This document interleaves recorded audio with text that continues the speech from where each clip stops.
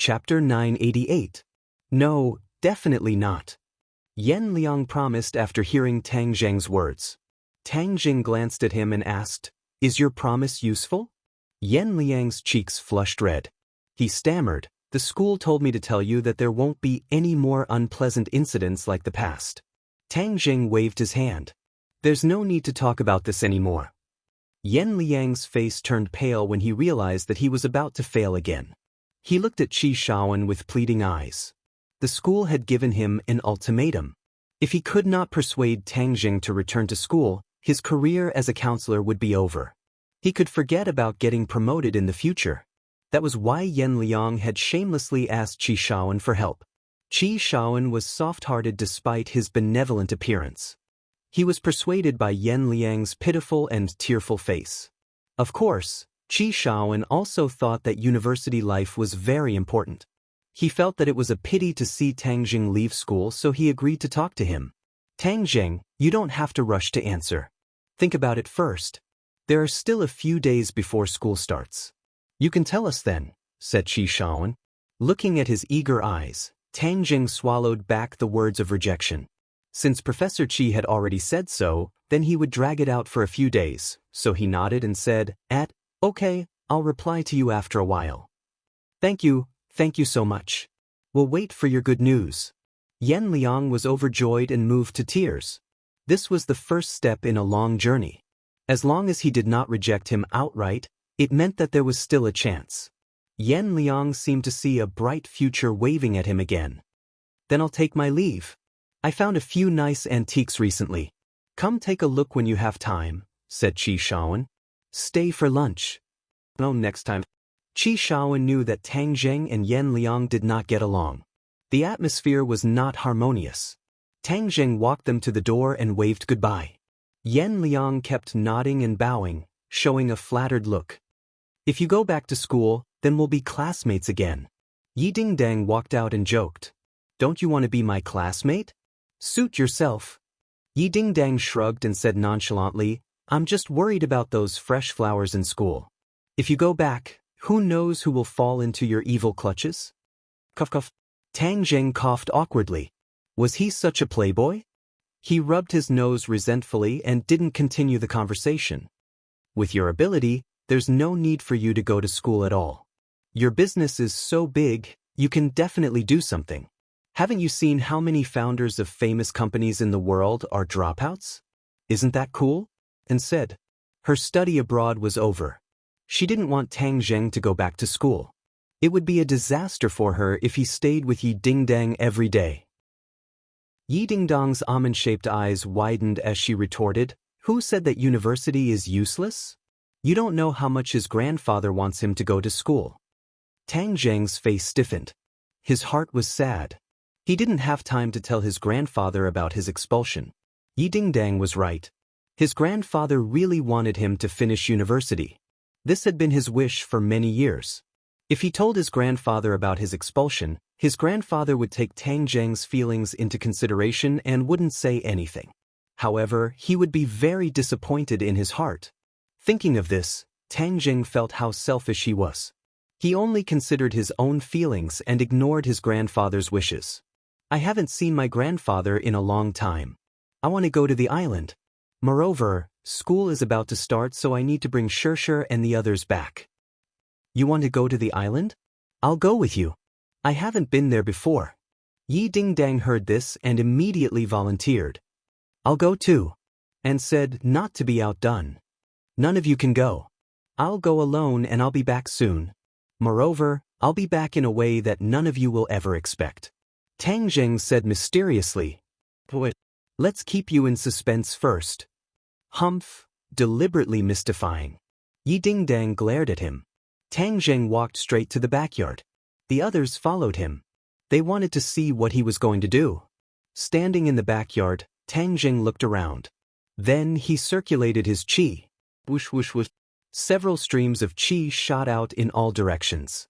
In the blink of an eye, several complex patterns appeared on the ground. They flickered a few times and then disappeared. The others stared with wide eyes but couldn't see anything. "Tang Zheng, you're setting up an array?" The Empyrean fairy suddenly walked over. Her eyes lit up as she stared at the ground. You saw through it? Tang Jing clapped his hands. He was done. What kind of array is this? There seems to be something about it. The Empyrean fairy curiously asked. You can't recognize this array? Tang Jing was surprised. There are thousands of arrays. How can I recognize all of them? Then let me keep you in suspense. You'll know soon enough. The Empyrean fairy frowned. Seeing that Tang Jing had made up his mind, she didn't ask any more questions. However, her curiosity was completely aroused by Tang Jing. She walked around the backyard a few times but still couldn't see anything. I'm going to the island to pick someone up. You guys stay at home. I'll be back soon, and I'll be back in a way I've never done before. Tang Jing smiled mysteriously. Yi Dingdang grabbed him and threatened, You still dare to keep us in suspense. Are you going to tell us or not? What's going on? Tang Jing raised his neck like a martyr. He said vehemently, I won't give in to force. I won't tell you.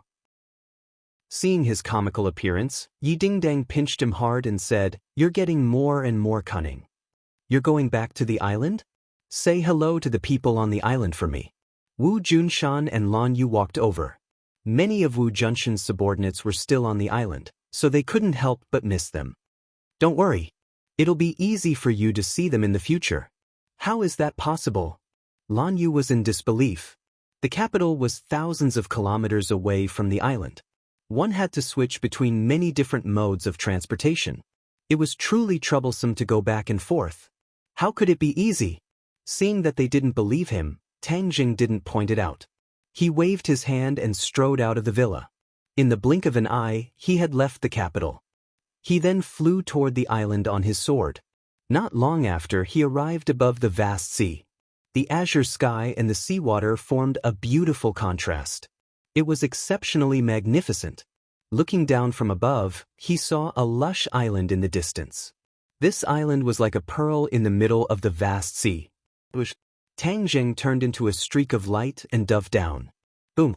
A ray of light shot up from the island and blocked Tang Jing's path, causing Tang Jing to be sent flying backwards. This is Gui Qiansui's defense. Tang Jing secretly praised. Who dares to trespass into my territory? Gui Qiansui's voice rang out. In the vast sea, it was clearly transmitted to Tang Jing's ears. Gui Qiansui, it's me. Tang Jing didn't want to have more conflicts, so he directly revealed his identity. Immortal, it's you? Gui Qiansui cried out in surprise. The light dissipated. Tang Jing landed steadily on the island. The witch tribe elder and the others came up to greet him. The big movement just now had completely alarmed the people on the island. Lord Messenger, why are you here? The witch tribe elder led the witch tribe people to bow their heads. Tang Jing quickly held him and said, Elder is too polite. Everyone, get up. I haven't seen you for a long time. I'm here to visit you. The elder was extremely moved. Thank you for your concern. Tang Jing. A pleasantly surprised voice came from behind, causing Tang Jing to turn around abruptly, only to find Fang Shishir and Lu Qing looking at him affectionately. Brother. Another petite figure came out from between the two. Like a lively little elf, she directly threw herself into Tang Jing's arms and hooked her arms around his neck. She stared at him with wide eyes. Tang Jing laughed and hugged Nana. Nana, you've grown taller and heavier. This little girl was becoming more and more delicate, just like a little princess from a fairy tale. Her big, black eyes turned as she pouted and said, Big brother, are you saying that Nanan has gotten fat? How could it be? Then you said I've become heavier. Because you've grown taller, that's why you've become heavier. Nana suddenly understood and smiled. That's good. Nana doesn't want to become fat. Nana needs to be thin. Only then will she be beautiful.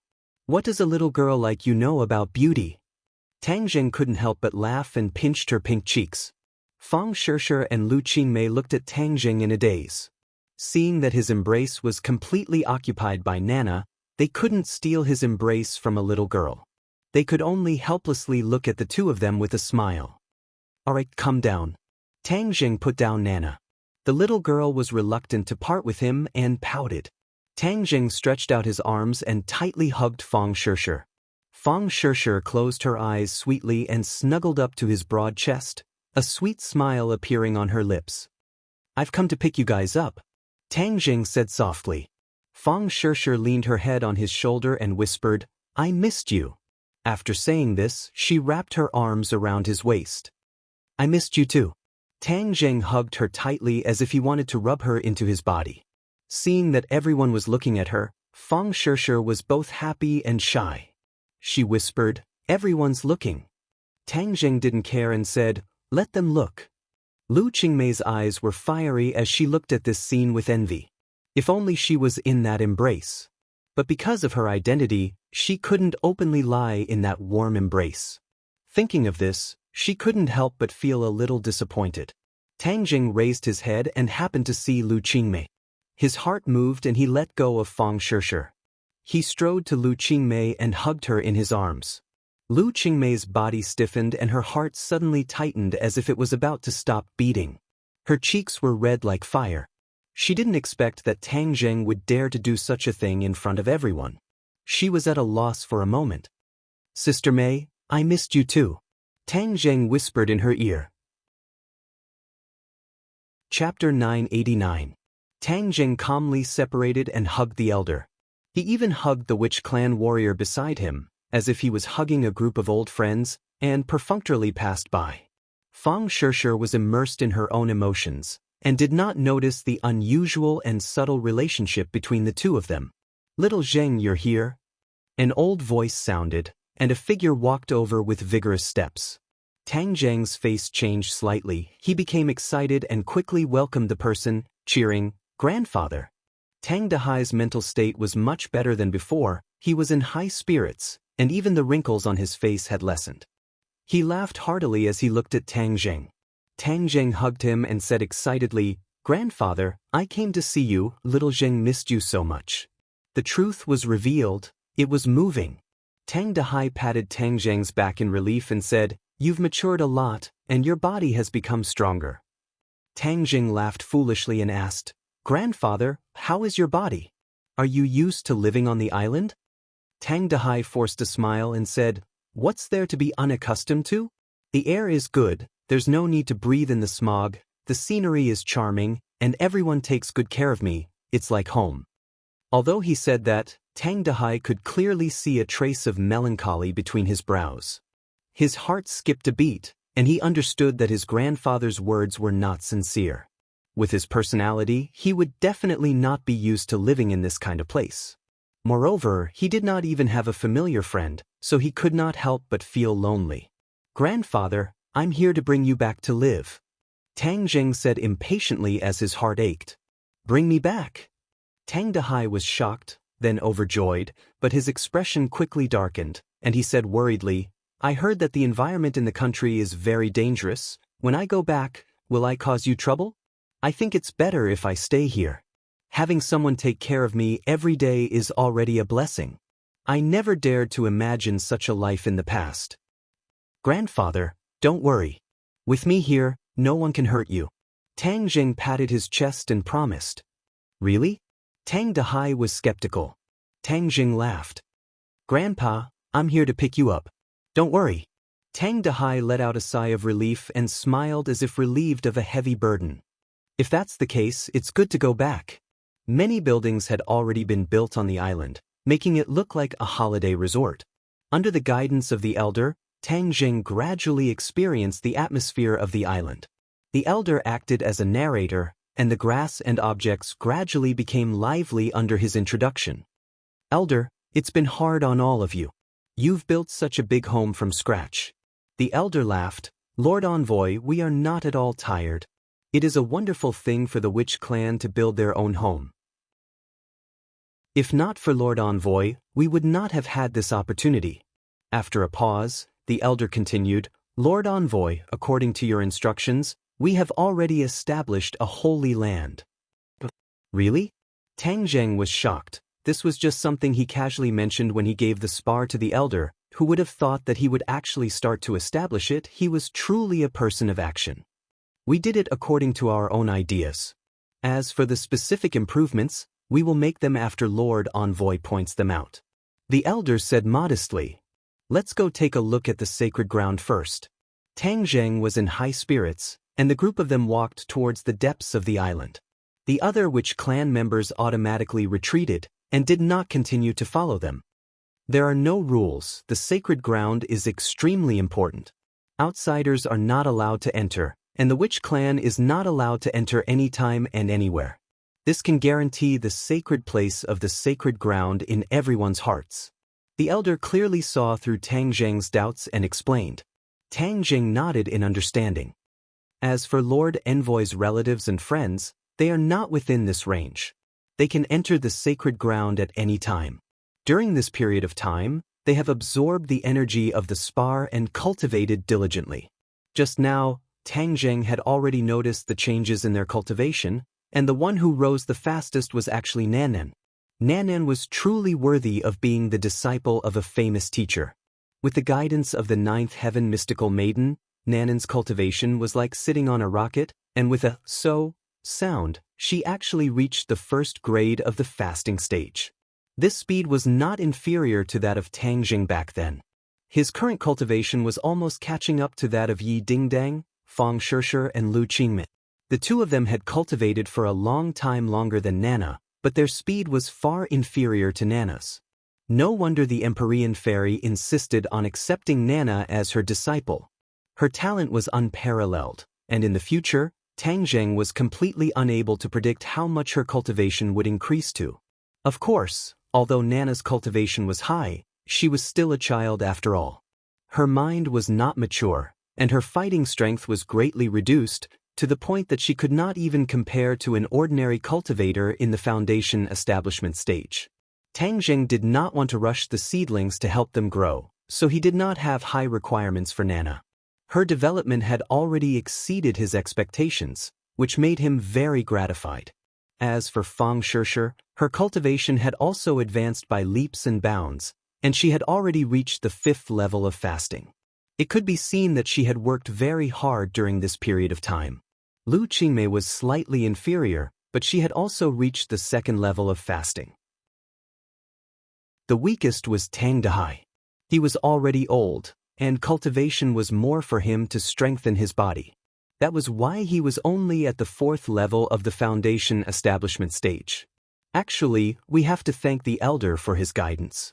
If not for the elder's careful guidance, our cultivation would not have advanced by leaps and bounds.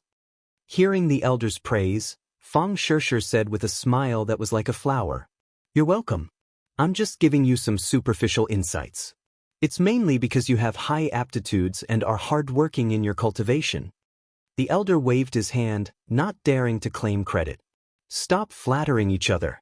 In short, everyone is very powerful. Tang Zheng concluded. Sir Envoy, in fact, everyone should be thanking you the most. Because you provided the spar and everyone absorbed the energy of the spar, their cultivation was able to increase rapidly. The elder said sincerely, "How are the spar now?" Tang Zheng's heart moved, and he asked curiously. The elder pointed to the front and said, "We have arrived at the sacred land. Sir Envoy will know when you see it." Looking up, the scene in front of him changed drastically. The tropical plants became more and more lush, the lotus leaves were infinitely green, and the densely packed branches formed a dome above his head, completely covering the space in front of him, as if there was another world inside. A huge stone tablet stood in front of the dome with the word, "Sacred Land," written on it. There were many complicated patterns on the stone tablet that flickered with a mysterious light. The elder channeled his energy into the stone tablet, causing it to flicker with light. The dome let out a rustling sound, and the branches came to life and quickly retreated. Finally, a door and a path were revealed. "Sir Envoy, please enter." Tang Zheng lifted his foot and walked in. Inside the dome was a completely different world. It was a huge space with the crystal placed in the center. There were many people sitting around, their palms placed on the crystal as they continuously absorbed the energy to cultivate.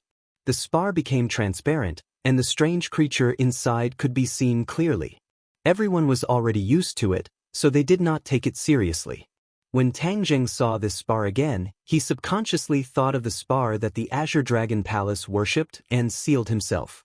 Xian Yin and this unknown creature must have come from the sky beyond heaven, but Xian Yin could break the seal on his own, and this unknown creature could not. The spar was slightly smaller than before, so for the time being, this unknown creature did not have the chance to be born. Has there been any abnormality in the spar during this period of time?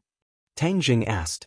The elder pondered for a moment, then shook his head and said, "According to our observation, there are no abnormalities."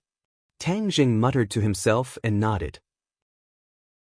Looking at the witch clan members who were immersed in their cultivation, he said in a low voice, "Everyone, be quiet. Don't disturb their cultivation. I'll just take a look around." After walking around the spar, Tang Jing discovered that everyone was focused on cultivating. Energy was continuously flowing from the spar into their palms, and their cultivation speed was indeed much faster than ordinary people. The elder introduced in a low voice, "The energy of the spar is too strong. After everyone absorbs a certain amount of energy, they must spend a period of time to refine it. Otherwise, it will be harmful to their cultivation." Tang Zheng's cultivation was powerful, and he refined the energy very quickly, so he did not have this problem. Therefore, everyone takes turns to come to the sacred grounds to cultivate. "Elder, your arrangements are very thorough. With you doing all of this, I can rest assured. Lord Envoy, you flatter me." After wandering around for a while, the few of them left the sacred grounds. The dome returned to normal, blocking everyone's line of sight. Ever since we obtained the spar, our clansman's cultivation has risen to a new level. The entire witch clan is grateful to Lord Envoy. The elder bowed slightly and said gratefully, "Elder, if you say such polite words again, I will be angry." Tang Zheng purposely kept a straight face. This old man has misspoken. "Lord Envoy, please don't blame me. Sigh, if the clansmen who returned to the country had the chance to absorb energy, then our witch clan would be even more powerful." The elder could not help but sigh with regret. Tang Zheng laughed. "Elder's words are very true. We must treat everyone equally. The young elites of the clan must go to the secular world to gain experience, and the clansmen outside must also take the time to come back and concentrate on cultivating. Cultivation is the foundation of cultivators. But this round trip is a long journey. Moreover, they don't have the ability to fly on their swords yet, Lord Envoy. It's too troublesome." Tang Zheng said mysteriously, "This time, I specially came here to solve this problem, to eliminate your worries, to establish a passage between the island and the capital, and then you can come and go unimpeded." "Is there such a way?" The elder was overjoyed. "Of course, the teleportation formation can do this. Let's find a suitable location first. I'll set up the array." Tang Zheng did not delay and immediately found a suitable location nearby. Following the same method, the true Qi flew out and set up a teleportation formation on the ground in the blink of an eye. The elder watched all of this without blinking. He shook his head and did not recognize the array formation. He could not help but mutter to himself, "Lord Envoy is truly powerful. He actually knows such a mysterious array formation. My worries are completely unnecessary." Tang Jing clapped his hands and called out, "Done. Let's wrap up." It's done. No one could tell what was going on and could not help but be puzzled. Chapter 990. A grand bonfire party welcomed Tang Zheng's arrival. The witch tribesmen sang and danced, and under the light of the fire, the witch tribesmen's faces were brimming with brilliant smiles. Tang Zheng sat at the top, smiling as he looked at the laughing clansmen. Many clansmen came to toast Tang Zheng, and he did not reject them. "Little Zheng, how was the final exam last semester?" Tang Dehai looked at him kindly and asked. Tang Zheng was stunned for a moment, not knowing how to answer, because he did not take the final exam at all. "What's wrong?" "Nothing." Tang Zheng was weak, not daring to look at the old man. Tang Dehai understood Tang Zheng very well. Seeing his reaction, he immediately understood that there was definitely a problem. He asked worriedly, "Little Zheng, did something happen?" Tang Zheng opened his mouth, but in the end, he did not say the word no. Since his grandfather had smelled it, he really could not say anything to lie. He took a deep breath and said, "Grandfather, I haven't been to school anymore." You didn't go to school? Tang Dehai was so shocked that the cup in his hand fell on the table, and his expression changed greatly. How did you not go to school? Grandfather, don't be impatient. It's just a small accident. Seeing the old man's big reaction, Tang Zheng was shocked and hurriedly comforted him. Tang Dehai's face lost all color. He had always been proud that Tang Zheng was admitted to a good university. Although his development later exceeded his expectations, Tang Dehai still hoped that Tang Zheng could study hard. He himself was not very cultured, so perhaps he had placed more of his hopes on Tang Zheng. Now that he heard this bad news, his entire body was in a bad state, as if someone had poured a basin of ice water on him. Suddenly, Tang Dehai let out a long sigh. He was full of persuasion, but he did not say it out loud. He said dejectedly, "Little Zheng, I know you have grown up and have your own ideas on many things. Many of my opinions are not suitable, but if you have already made up your mind, then I will support you." Tang Zheng's nose twitched. He had already made a decision in his heart. He said resolutely, "Grandpa, I haven't finished yet. The school matter has been solved. The school is about to start. I will go back to school." Really? Tang Dehai's worry turned into joy, and his face glowed again. Tang Jing nodded firmly. Of course, people have to learn when they're alive. I can't fall behind. This is what my grandfather taught me since I was young. I've always remembered it. Tang Dehai was comforted and laughed heartily. "You're really my good grandson." Fang Shishir took a deep look at Tang Zheng. This decision was within her expectations, because she understood the relationship between this pair of grandfather and grandson. Tang Zheng would do anything for his grandfather. Whether Gu Guan truly wanted to return to school or to fulfill his grandfather's wishes, he would make this choice. Filial piety was the most important virtue of all. Fang Shishir was also a traditional girl at heart. She admired Tang Zheng for this very much. She couldn't help but smile. That night, Tang Zheng drank a lot. In the end, he didn't use his martial arts to dissolve the alcohol, so he was drunk. In a daze, a soft body slipped into his arms. At first, she was Fang Shishir, then Yi Dingdang, then Lu Qingmei, Wu Muhongyan. Each and every woman's charming face changed in front of his eyes, making him intoxicated. The salty sea breeze blew in. Tang Zheng felt a trace of coolness. He opened his eyes in a daze and found that there was another person in his arms. Fang Shishir's lazy appearance was very charming. Fang Shishir felt his gaze and shyly opened her eyes. She smiled sweetly and leaned into his arms. She whispered, "Last night you were drunk. I helped you back. Then you did something bad. Look, this is the evidence." Following Fang Shishir's finger, Tang Zheng saw that the room was a mess. Clothes were scattered all over. Fang Shishir lightly punched his chest a few times and said, "Last night you were like a wild beast. Look at the marks you left on my body." As he said this, he stretched out his arm. Sure enough, there were a few marks. Tang Zheng gently stroked her arm and said with a pained heart, "I was drunk last night. I'm sorry I hurt you." "Hee, but you're also very manly when you're drunk." Fang Shishir shyly lowered her head. "Is that so?" Tang Zheng shook his head and asked with an evil smile, "Last night, did you see that I was drunk and then had bad intentions towards me? Did you do something bad to me?"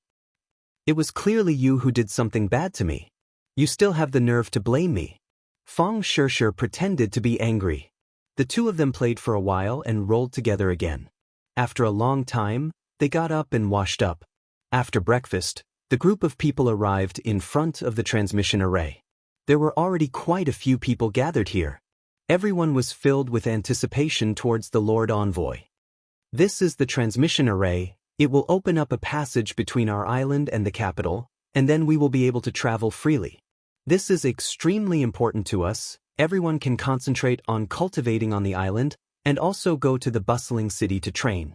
Combining theory and practice, this way, our strength will not be a castle in the air, but a solid foundation." After Tang Zheng passionately explained for a while, everyone's emotions were stirred up, and their eyes burned with passion. Tang Zheng took a deep breath. This was the first time he had set up a transmission array. This transmission array was different from the one in the Ghost Realm, because the transmission array in the ghost realm was very large and could teleport many people and resources. The one he had set up was a miniature version and could teleport people and resources at once. This way, there would not be a huge commotion. After all, the other end was the capital. If there was too much commotion and it attracted the attention of others, then the gains would not make up for the losses. Tang Jing channeled his power and pointed his finger into the air. So, the innate chi was injected into the array, and immediately, a faint light rose from the ground, but it was not dazzling, and under the illumination of the sun, it seemed almost insignificant. Yesterday, Tang Jing had asked the elders to select a group of Witch clan people, and he wanted to bring them back to the capital. This group of people were extremely excited, and their eyes lit up as they eagerly watched this scene. Everyone walked to the center of the array and stand there. Immediately, these people carefully walked to the center of the array. Tang Dahai and Fang Shishir were no exception. They all stood in the center of the array. Tang Jing turned and said to the elder, "Elder, I have already told you the trick to activating the array. If you have any problems, you can come to the capital to find me through the array." "Yes, Lord Envoy, this old one understands. I wish Lord Envoy a safe journey." Everyone waved goodbye. Tang Jing walked into the array, his power vibrating, completely activating the teleportation array. With a burst of violent fluctuations, a light flashed, and everyone disappeared. In the capital, in the backyard of the villa, the mana fluctuated violently. Empyrean Fairy jumped out of the house with a whoosh, looking at this scene in surprise. Whoosh. In the next second, a group of people appeared out of thin air in the backyard. Yi Ding Dang and the others rushed over just in time to see this scene. All of them were dumbfounded. Everyone suddenly realized that Tang Jing was mysterious before, so the array he set up had such a wonderful effect, it could make people appear out of thin air. "What kind of array is this?" Empyrean Fairy asked impatiently.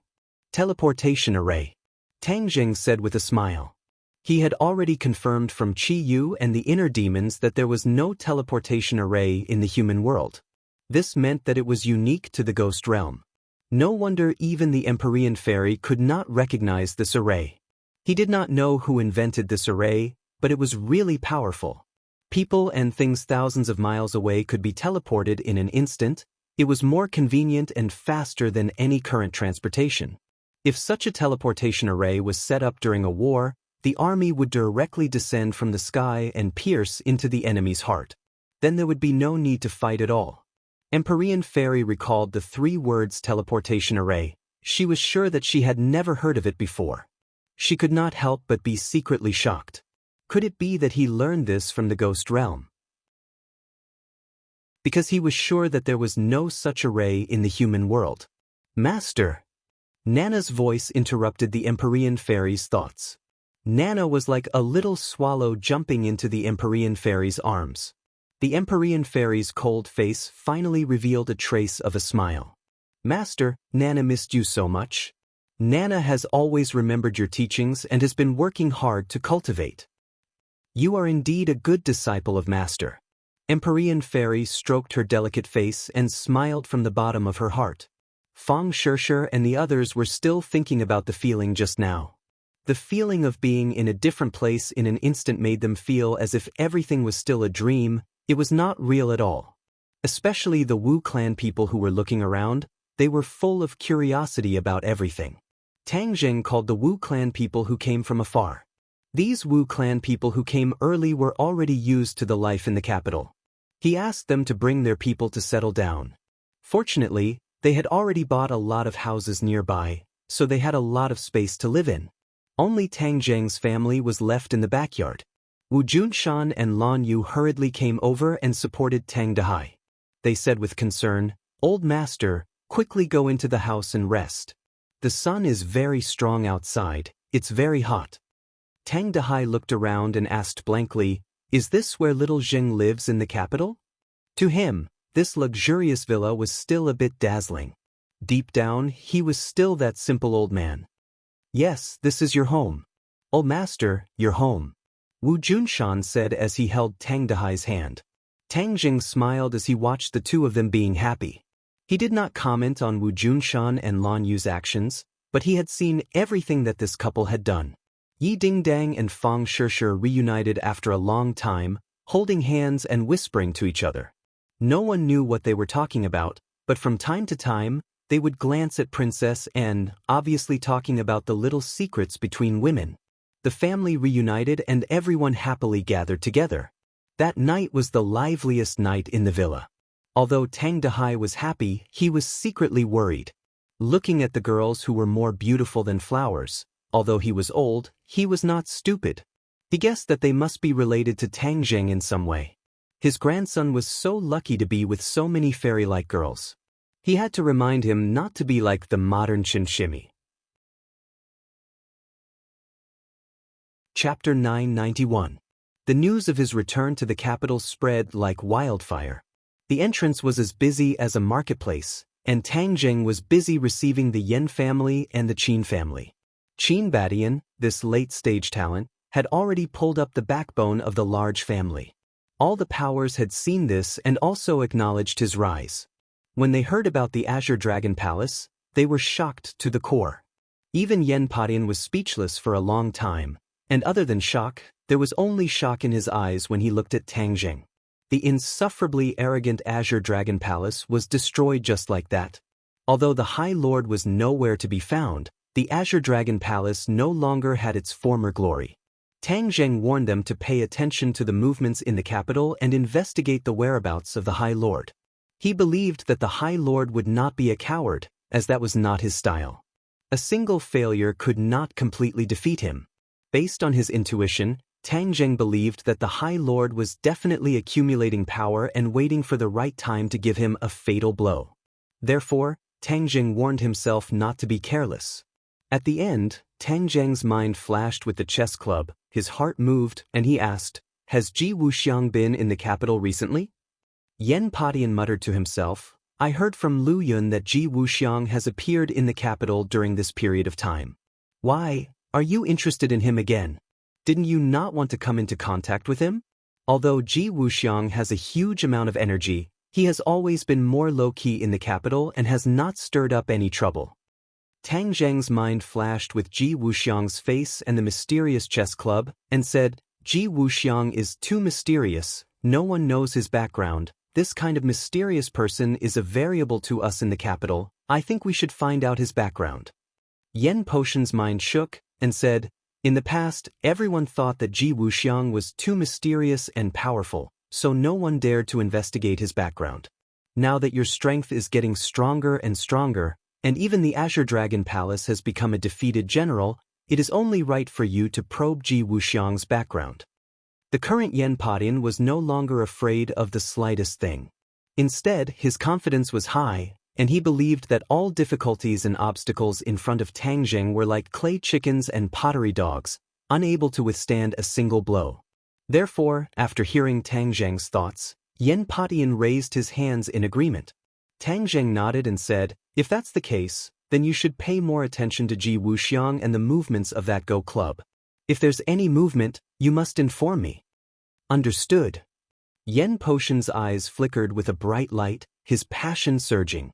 After everyone left, Tang Zheng went to the company again.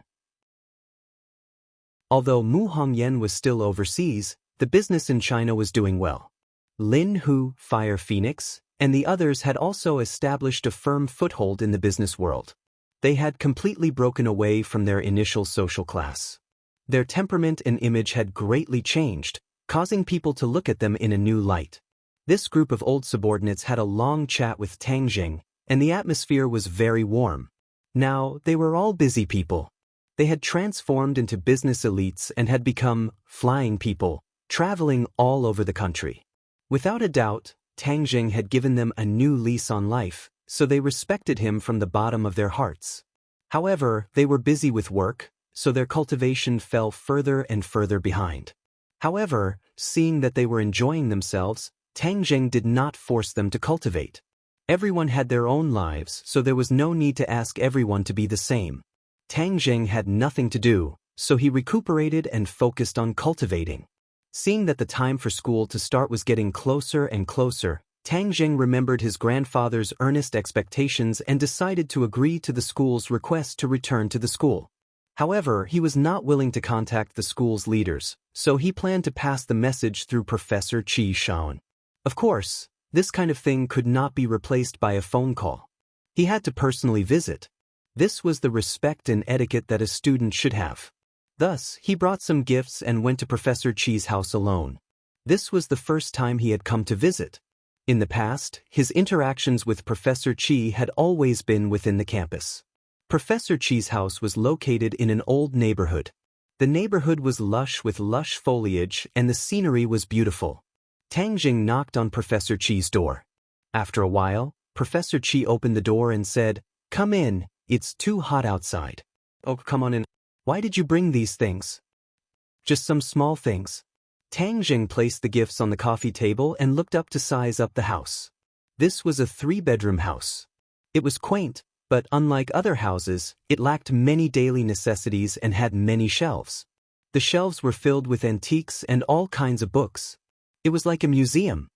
"Professor Qi, your house is really a world of its own. It's an eye-opener." Tang Jing praised.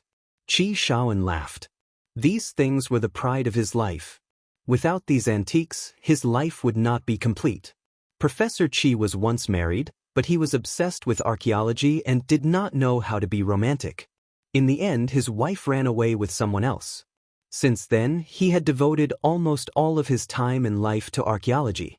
Although he was now a prominent figure in the archaeological world, he had always been alone.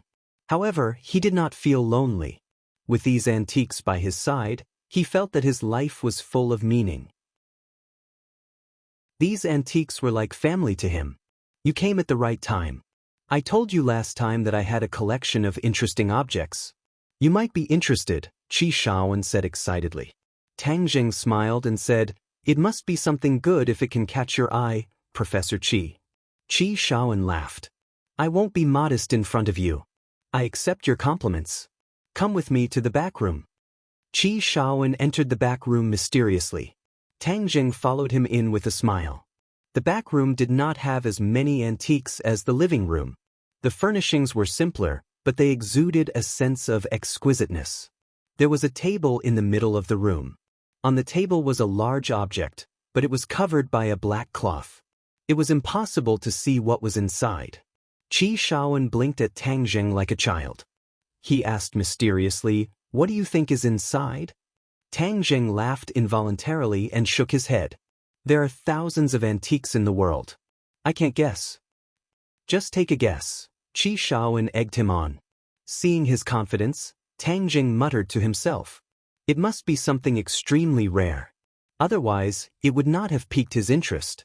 However, after thinking for a few seconds, he shook his head and admitted defeat. "Professor Qi, I really can't guess. You should hurry up and reveal the mystery." "Pa, it's not easy to baffle you. Take a good look. What is this?" Qi Shaoan was in high spirits. He looked as if he had become 20 years younger. He was brimming with energy. He grabbed a corner of the black cloth and pulled it hard. The black cloth slid off, revealing the object's true appearance. There was a glass case covering an object. When Tang Jing's gaze fell on it, his eyes widened and he let out a cry of surprise. Seeing Tang Jing's reaction, even Professor Qi was shocked. He had never seen Tang Jing lose his composure like this before. He could not help but be curious. Could it be that he knew the origin of this object? Professor Qi himself had been researching it for a long time but still could not figure it out. How did Tang Jing know? Tang Jing could not help but be surprised. Inside the glass case was a skeleton. Tang Jing had seen ghosts and monsters before. Of course, a skeleton would not scare him. However, this was no ordinary skeleton. This skeleton was not a human. It was an animal. It had a long tail and 4 legs. It was a reptile. However, there was no other similar animal in this world. Tang Jing was not so knowledgeable. Therefore, he could not tell at a glance that this skeleton did not belong to any species in this world. The main reason he had such a big reaction was because when his gaze fell upon the skeleton, a figure immediately jumped out in his mind. It immediately overlapped with the skeleton, and it looked exactly the same. This figure was the extraterrestrial creature he had found in the crystal under the Swedish royal palace. Normally, a skeleton would not immediately make one think of an extraterrestrial creature. However, for some reason, Tang Jing only took one look at it and the figure jumped into his mind. It was so strange that he was caught off guard. He stared fixedly at the skeleton. His mind was in turmoil. Could it be that the extraterrestrial creature sealed in the crystal was not the only one in this world? Did it have other companions? What were these extraterrestrial creatures doing in this world? How were they related to Xianyin? Tang Zheng, what's wrong? Qi Shaowen asked worriedly when he saw Tang Zheng's reaction. Tang Zheng abruptly turned his head and stared straight at Qi Shaowen. Professor Qi, where did you find this skeleton? Is there anything special about this skeleton? Yes. Tang Zheng nodded. I find it strange too. I've looked through all kinds of information and even consulted zoologists, but no one has ever seen the skeleton of this animal. It doesn't seem to belong to our world, Qi Shaowen mumbled to himself. Tang Zheng said in a shocking voice, it's not a creature from our world to begin with. What? Qi Shaowen's eyes widened in disbelief. You're saying it's an extraterrestrial creature? You could say that. It does come from another world. How can you be so sure? Because I've seen its kind. Tang Zheng hesitated for a moment, then told the truth. Qi Shaowen was shocked. His breathing quickened involuntarily. Humans had been searching for extraterrestrial creatures for a long time but had never found any evidence. Now, there was living proof right in front of him, and he was the one who discovered it. How could he not be shocked? If this news were to spread, it would cause a huge uproar and shock the world. Qi Shaowen took a few deep breaths and patted his chest. He was still very excited. His cheeks were red as he asked, where is its kind? Can I meet them? That's not a big deal. Professor Qi, can you tell me how you found this skeleton first? Tang Zheng wanted to get to the bottom of it. It's actually a coincidence. I have a student who's in the business of salvaging ships. You know that there have been many shipwrecks in the sea since ancient times. Many treasures are buried in them. Some specialized exploration companies have organized professional teams to salvage and explore these shipwrecks. This skeleton was salvaged from the ruins of one of these shipwrecks. According to my student, the salvage work was very dangerous and a few people even lost their lives. Qi Shaowen began to explain. Chapter 992. After listening to Qi Shaowen's explanation, Tang Zheng began to understand the whole story. This skeleton was salvaged from the ruins of a shipwreck. The salvage operation had cost the company a lot of effort and even cost a few people. This skeleton was part of the salvage operation. The original plan was to throw it away, but the student decided to keep it. He knew that his mentor liked these weird things, so he gave it to him. Qi Shaowen didn't pay much attention to this skeleton at first. However, after going through a lot of information, he couldn't find anything about this skeleton. This piqued his interest. That's the whole story. Tang Zheng, where did you see its kind? Asked Qi Shaowen. It's a long story. Professor Qi, where is that senior brother now? I want to know more about the discovery of this skeleton. Didn't you say that a few people were killed? I want to know the details. Tang Zheng wasn't in a hurry to answer. Instead, he threw out these two questions. Qi Shaowen didn't mind. He thought for a while and said, I'll call him and ask. He dialed the number and asked a few questions. His eyes lit up with surprise. He said to Tang Zheng, he's still in the capital city. Can you arrange to meet him? Asked Tang Zheng. No problem. I'll ask him to come to the house. He'll be there soon. Qi Shaowen smiled. Since Tang Zheng was so interested in the skeleton, he wanted to know the answer as well. Tang Zheng circled around the skeleton again, carefully admiring every part of it, and secretly nodded his head. This skeleton had been soaked in the sea for who knows how many years, but it still did not have the slightest bit of damage. It could be seen how strong the skeleton was, and was definitely not an ordinary beast. This creature was probably equivalent to a monster in the Outland realm. He just didn't know how strong it was. If Xianyin hadn't sealed herself, he might have been able to get the answer from her. But now, he could only rely on himself. After a while, there was a knock on the door. When he opened the door, he saw a bearded man. If Qi Shaoan hadn't told him his age, Tang Zheng would have thought that this man was in his 40s. In fact, he was only in his early 30s. Back then, he was also a very powerful student in the archaeology department. However, he could not stand the bureaucratic style of the official archaeology department and resigned in anger. Later, he was hired by his current employer with a high salary to participate in and preside over related underwater archaeological expeditions. His name was Wang Guanxuan, and his name was Peerless. It was clear that his parents had high expectations for him. "Teacher, why did you call me here? Could it be that you found out the origin of that skeleton?" Wang Guanxuan walked in, looked at Tang Jing curiously, and then asked with full vigor. "Ah, smart. You guessed right." Qi Shaoan smiled and said, "Let me introduce you to someone first.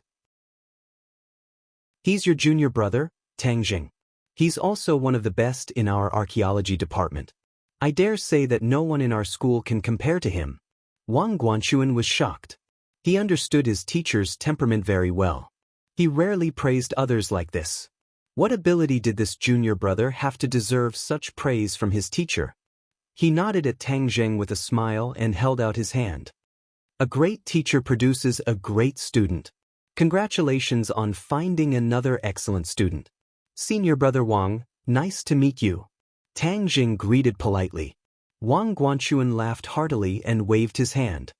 "Don't call me senior brother. I'm a few years older than you. Just call me Brother Wang." "Okay, Brother Wang. Thank you for coming in person this time." "Oh, that's too formal. We're all teacher students. It's a blessing that we've cultivated in our previous lives. It's fate that brought us together. Actually, I was going to visit teacher because I'm leaving tomorrow. I don't know when I'll be back to visit teacher again." "So soon? You've only been back for a few days and you're going back to work again?" Qi Shaoan was surprised. "Well, the salvage work is not over yet. I came back mainly to take care of the deceased colleagues. Now that everything has been settled, I can't delay. The others are waiting for me to go back and take charge of the overall situation. I don't believe that I can't bite this hard bone." Wang Guanxuan said energetically. "Brother Wang, this time I asked you to come because of this skeleton," Tang Zheng said straightforwardly. Wang Guanxuan raised his eyebrows and looked at Tang Zheng in surprise. "Oh, could it be that you're interested in this skeleton? That's why teacher specially asked me to come?" "Yes, I want to know the details of how you found this skeleton. This involves trade secrets and shouldn't be made public.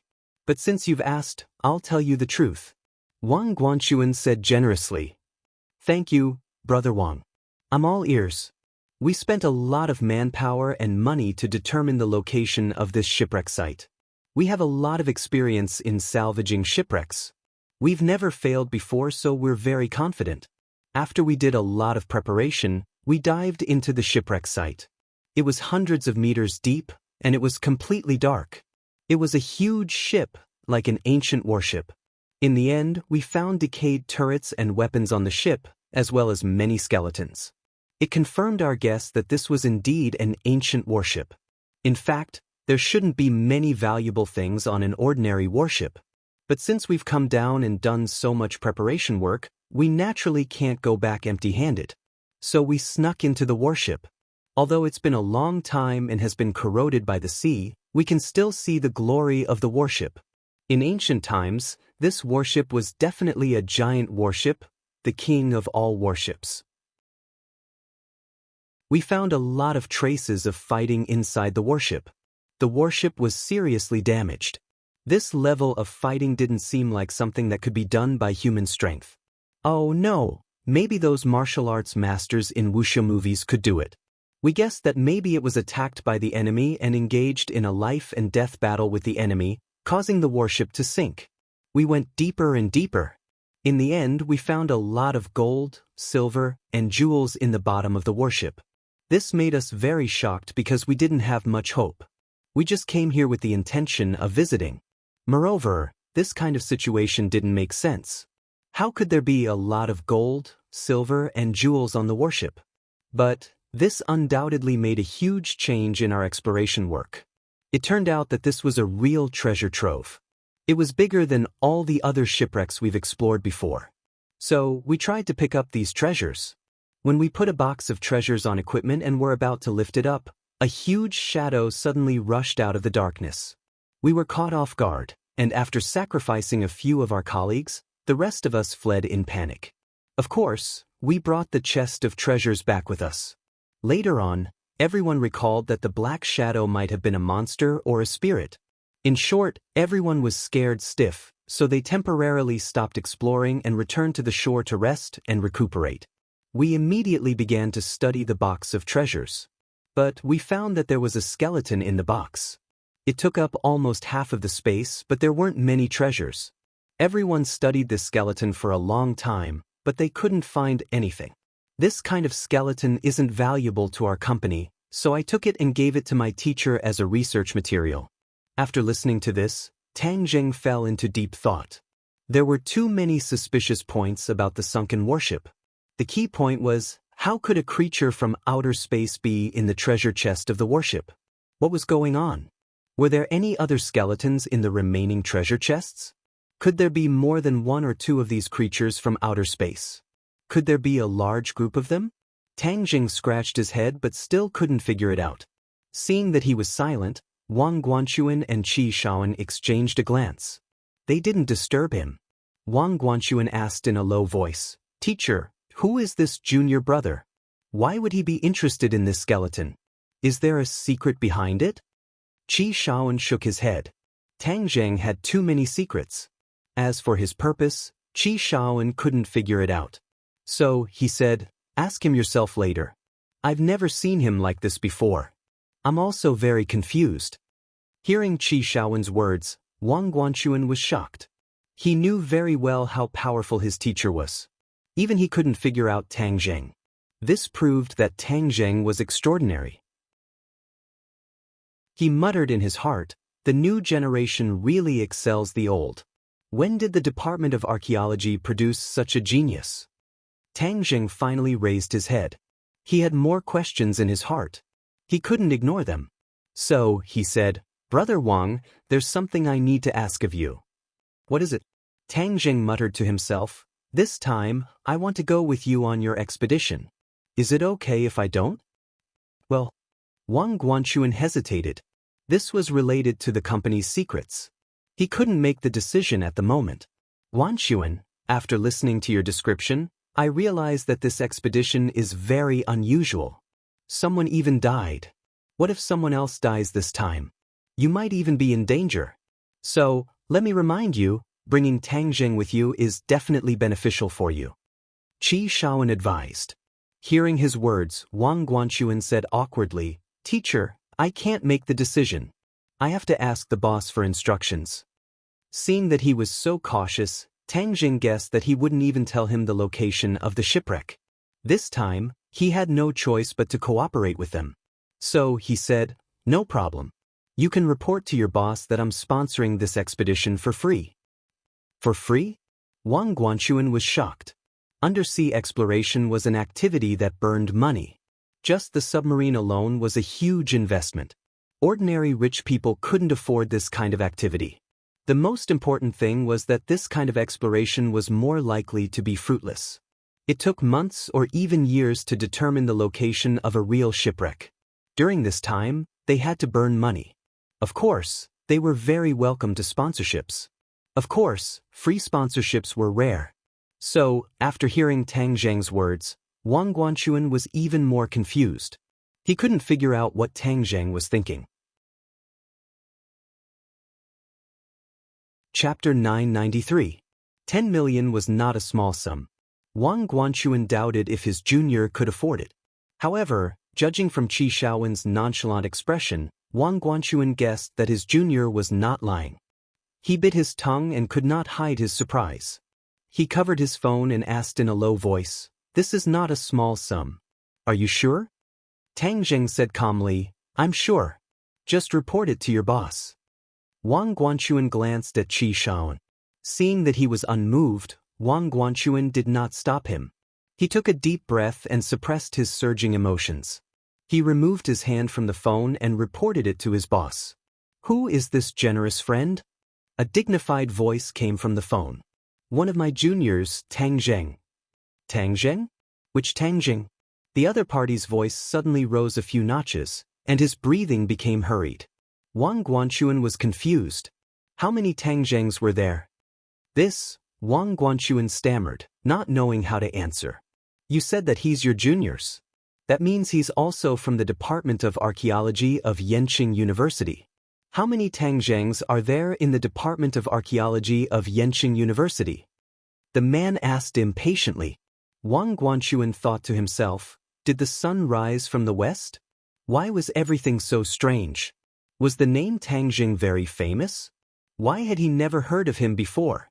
He spent most of his time on the sea and knew little about domestic affairs. Naturally, he had never heard of this name. But his boss was different. After all, he was also a person with a lot of wealth. Of course, he knew a lot about the various powers in the country, especially the name of Tang Zheng, a rising star. It was almost enough to grind calluses out of his ears. Wang Guanchuan looked at Qi Shaoan for help. How many Tang Zhengs were there in the Department of Archaeology of Yenching University? Only Professor Qi could answer this question. A meaningful smile appeared on Qi Shaoan's face. He said calmly, it's not just the archaeology department. There's only one Tang Zheng in the entire Yenching University. His voice was quite loud, and the boss heard it clearly. His breathing was like a bellows, and it sounded hurriedly. Wang Guanchuan was shocked by this scene and hurriedly asked, Boss, what happened to you? We can't accept this money. Why? Wang Guanchuan felt incredulous. He didn't want the money that was given to him. The boss wasn't so generous. Not only can we not accept this sum of money, we must also satisfy all of young Master Tang's requests. The boss said resolutely, and he used the word must. There was no room for negotiation. I authorize you to talk to young Master Tang in detail. We will satisfy any request he has. The boss added again, afraid that Wang Guanchuan wouldn't understand his true intentions. Also, please send my regards to young Master Tang. Tell him that it's very rude of me to not visit him in person while I'm abroad. I'll definitely visit him as soon as possible. Wang Guanchuan was shocked to see the boss mobilize so many people. This was because he knew the boss very well. He was a successful person in many fields. He was usually arrogant and many successful people couldn't enter his eyes. Why did he have such a big reaction to a university student this time? He even felt a little cautious. Wang Guanchuan felt that all of this was like a dream. It was hard to imagine. He couldn't help but look at Tang Zheng carefully. He wanted to see through this little junior brother of his. However, after looking at him for a long time, other than his calm appearance, there was nothing special about him. He didn't even have the legendary aura of a king. The urging voice on the phone woke him up as if he had just woken up from a dream. He quickly said to Tang Zheng, Junior brother, our boss said that we don't need your money, but we will satisfy any request you have. He also asked me to send his regards to you. Besides, he will find time to visit you. Tang Zheng raised his thick eyebrows. This was beyond his expectation. Do I know your boss? What's his name? Du Qifeng. Tang Zheng shook his head. He really hadn't heard of this name. Wang Guanchuan's expression became more and more strange. He hadn't even heard of Tang Zheng's name. Why did the boss have such a big reaction? He couldn't figure out the reason even after racking his brains. The boss had hung up the phone, so he didn't have a chance to ask. Tang Zheng thought for a while and understood something. His name was well known and even had a deterrent effect. Even a boss he had never met was so respectful to him. No matter what the other party's purpose was, Tang Zheng would remember this. Brother Wang, since your boss has agreed, what time and where will you leave tomorrow? Tang Zheng asked. We'll leave at 9 o'clock in the morning. We'll drive straight from the hotel to the harbor in the east. Our research boat is anchored at the harbor. We'll take the boat out to sea. Wang Guanchuan said honestly. Tang Zheng nodded. Then I'll see you there. As for this skeleton, Professor Qi, can I take it with me? Qi Shaoan laughed and made a gesture of pushing his hands forward. He said generously, I can't figure out its origin anyway. Since you have a clue, you can take it with you. However, if you really find out the secret in the future, don't keep it to yourself. You must remember to tell me. Although Qi Shaoan knew that Tang Jing already knew a lot about the origin of this unknown creature, he didn't insist on getting to the bottom of it. Instead, he waited for all the answers to surface before waiting for Tang Zheng's explanation. This showed how much he trusted Tang Jing. Wang Guanchuan took a deep look at his mentor and Tang Jing.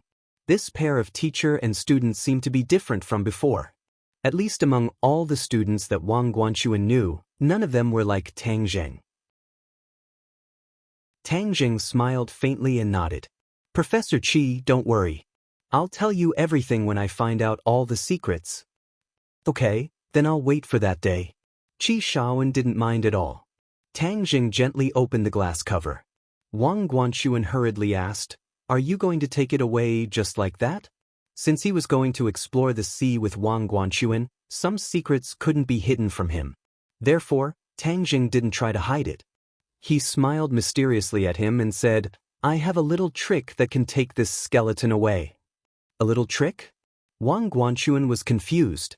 In the next second, his whole body stiffened as if someone had cast a spell on him. He was dumbfounded.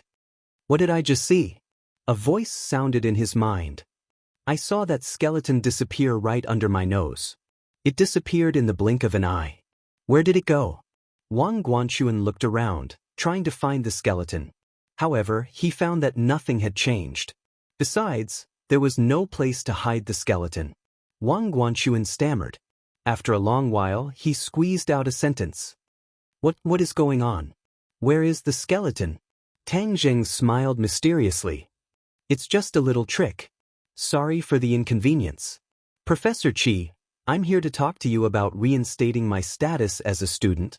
Please tell Yan Liang that I agree to go back to school. Before leaving, Tang Jing finally revealed his purpose of visit. He had been distracted by the skeleton just now and had almost forgotten about it. Qi Shaoan smiled in relief. That's a wise choice. I believe that you can achieve better results. I'll tell Yan Liang. As for whether I'll be attending classes or not, tell him that I'll definitely be absent. When the time comes, don't bother me with this kind of thing. Otherwise, I'll just leave. Tang Jing added. These conditions had to be agreed upon in advance. Otherwise, it would be troublesome when the time came. No problem. In fact, as long as you agree to go back to school, none of the problems will be a problem. The school has really put in a lot of effort to get you back. Professor Qi said. Tang Jing nodded with a smile. He saluted Wang Guanchuan and said, Professor Qi, Brother Wang, I'll take my leave now. See you tomorrow. After Tang Jing left, Wang Guanchuan whipped his head around to look at Professor Qi. He asked, Professor, who is this junior brother? How did he do all this? Also, our boss called him young Master Tang. Which big family does he belong to? I've never heard of any family with the surname Tang in the country. Qi Shaoan was pleased to see his student's shocked expression. If he did not know Tang Jing well enough, he would have reacted the same way as Wang Guanchuan. You used to think that you were extraordinary. Now you understand that there is always someone better than you? Qi Shaoan asked with a smile. Wang Guanchuan nodded with a bitter expression. I've always kept your teachings in mind, Professor. It's just that today's events are so unusual. Please enlighten me, Professor. If you have doubts, you have to find the answers on your own. What others tell you is ultimately superficial. Only by finding the answers on your own will you be able to leave a deeper impression. Professor Qi was unaware of Tang Zheng's plans, so he did not reveal any details about him.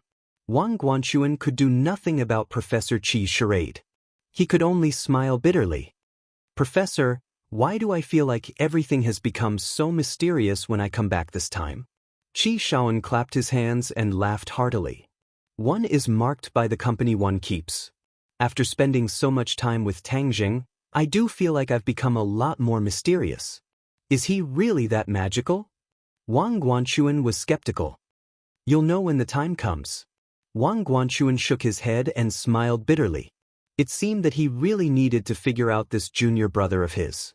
He did not know why he had spent so much effort on this archaeological expedition. Perhaps the answer to all these questions would only be revealed when the time came. Tang Jing returned home and informed everyone of his decision. Instantly, there was an uproar. This was because he had only been home for a short period of time. But had not even warmed up before he had to leave again. When would this life of running around come to an end? Although the atmosphere in this big villa was usually a little strange, with open strife and veiled strife, these were all centered around Tang Jing. If he were to leave, who would these strife and veiled strife be for? Several people volunteered to go with him. However, Tang Jing considered the special nature of the undersea warship, especially since it involved creatures from the outland.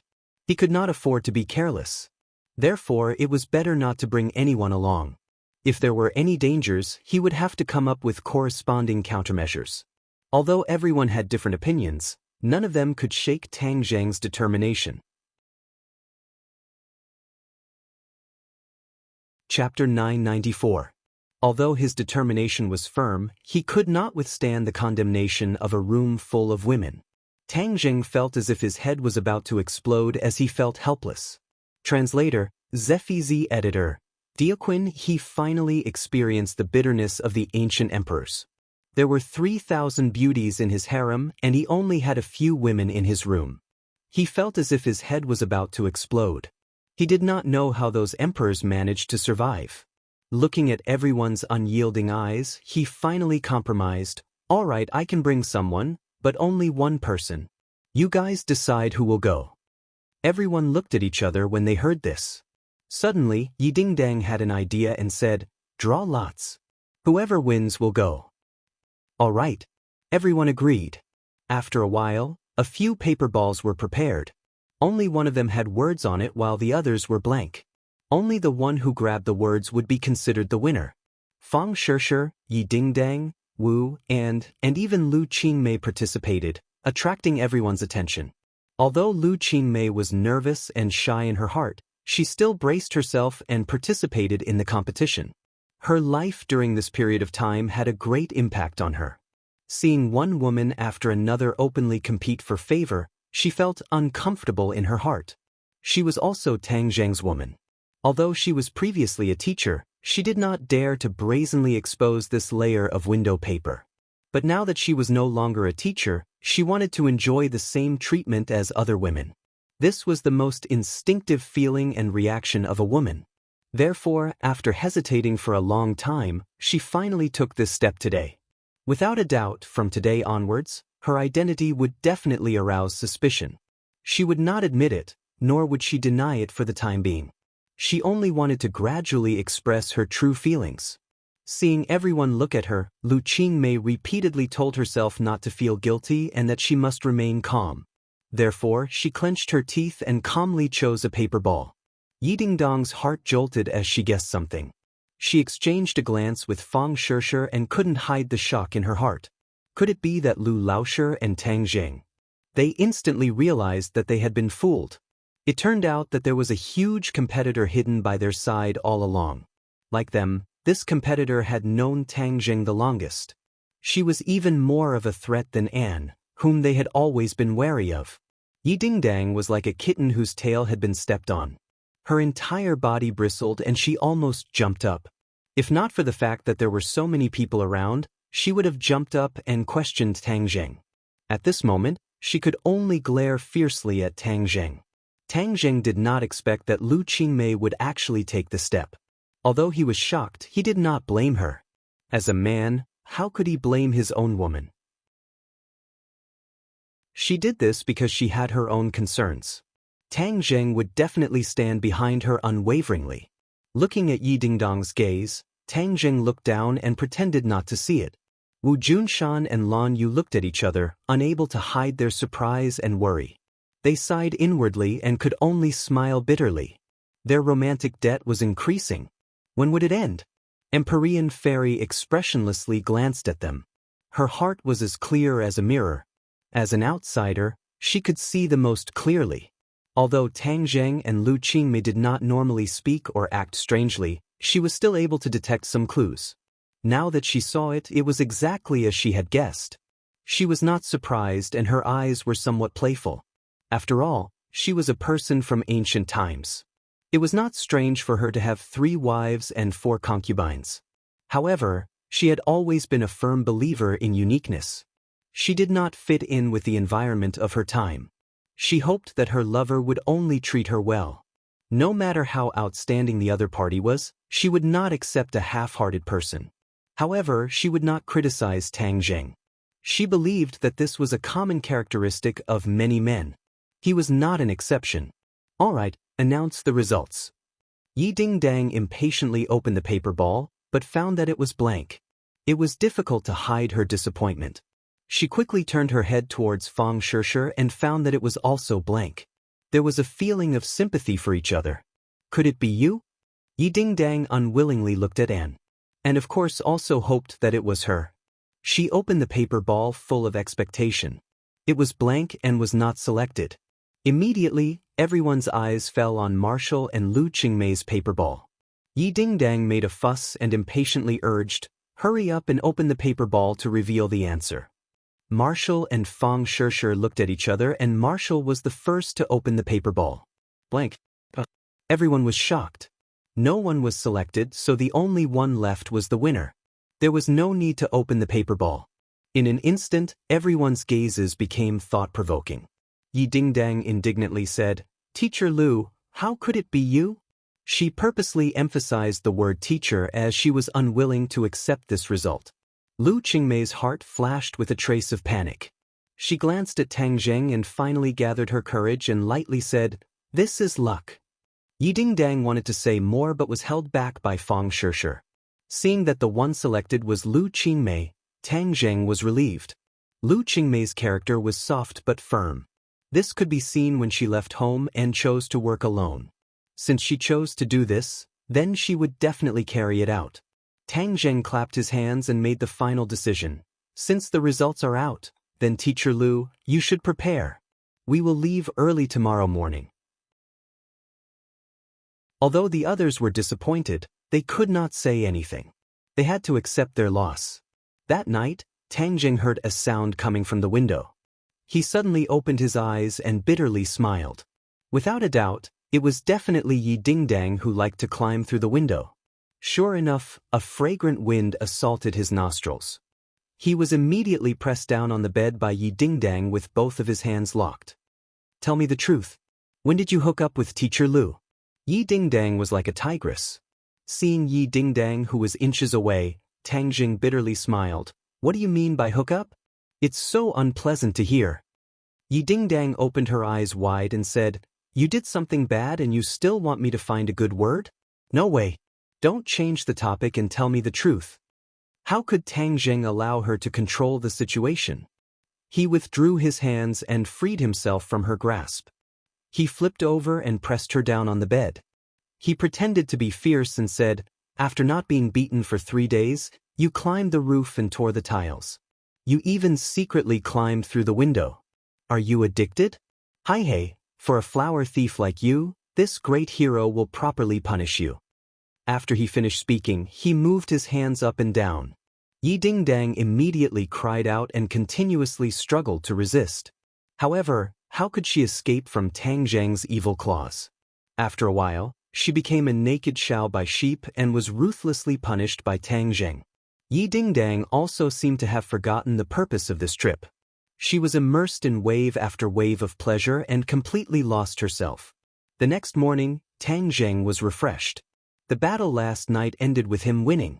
Although Yi Dingdang tried to seize the initiative several times, she was subdued by him one by one. In the end, she threw away her helmet and armor and became like water. But when the sky was about to brighten, she resisted the soreness of her body and secretly climbed through the window to return to her room. Looking at her clumsy appearance, Tang Zheng could not help but laugh. Yi Dingdang continuously glared at him. Tang Zheng and Lu Qingmei said goodbye to everyone. After walking a distance, Lu Qingmei took the initiative to hold Tang Zheng's hand. Tang Zheng stopped and looked at her eyes that were curved like autumn water. His heart warmed and he hugged her. Under the sunlight, the two people tightly hugged each other, feeling each other's body temperature and heartbeat. Lu Qingmei very much enjoyed the feeling of tightly hugging him under the sunlight. It was like an underground relationship that finally came out into the light and was no longer sneaky. I want to always openly walk with you like this and hug each other. Lu Qingmei whispered in his ear. Tang Jing kissed her earlobe and said softly, as long as you want it, it will definitely come true. Actually, after making that decision and action last night, she was still a bit nervous. She was worried that Tang Jing would blame her, but she just could not suppress the feelings in her heart. But after hearing his words, the passion in her heart was suddenly released. She wanted nothing more than to knead him into her body. In the past, I always wanted to secretly like you. It was enough to enjoy the happiness of being married. But you are a kind of poison. Once I touch you, I will never be able to give up. Even if I am a moth flying into a flame, I am still willing. I am not satisfied with the happiness of being married. My only hope is to be able to walk under the sun. Lu Qingmei emotionally said. Tang Zheng's heart was filled with tenderness as he deeply kissed her. After a long time, their lips parted and Tang Jing firmly said, I promise you, I will give you everything you want. After being warm for a long time, the haze in Lu Qingmei's heart was finally blown away by the wind, turning into eyes that filled the sky. Even her pores were filled with joy and vitality. The two people hand in hand arrived at the agreed place. Wang Guanchuan had been waiting for a long time. When he saw Tang Jing walking over with a beautiful woman, he was incomparably astonished. Wang Guanchuan's several colleagues' eyes were fixed on Lu Qingmei's body. They could not hide their amazement. These archaeologists were originally dull. Their usual work was more related to dealing with antiques. How could they have the opportunity to see so many beautiful women? Moreover, they had stayed in the vast sea for several months. When they saw a sow, they would think it was a Diao Chan. Moreover, a great beauty like Lu Qingmei was even more shocking. They felt that she was a fairy that had descended to the mortal world. Ever since Lu Qingmei started cultivating, her skin and temperament had undergone a huge change. She lost the immaturity of a young girl and gained a mature charm. However, she was not completely mature, causing people to feel a rush of excitement at a glance. This is? Wang Guanchuan curiously asked. My girlfriend, Lu Qingmei. Tang Jing generously introduced. Lu Qingmei gratefully glanced at Tang Jing.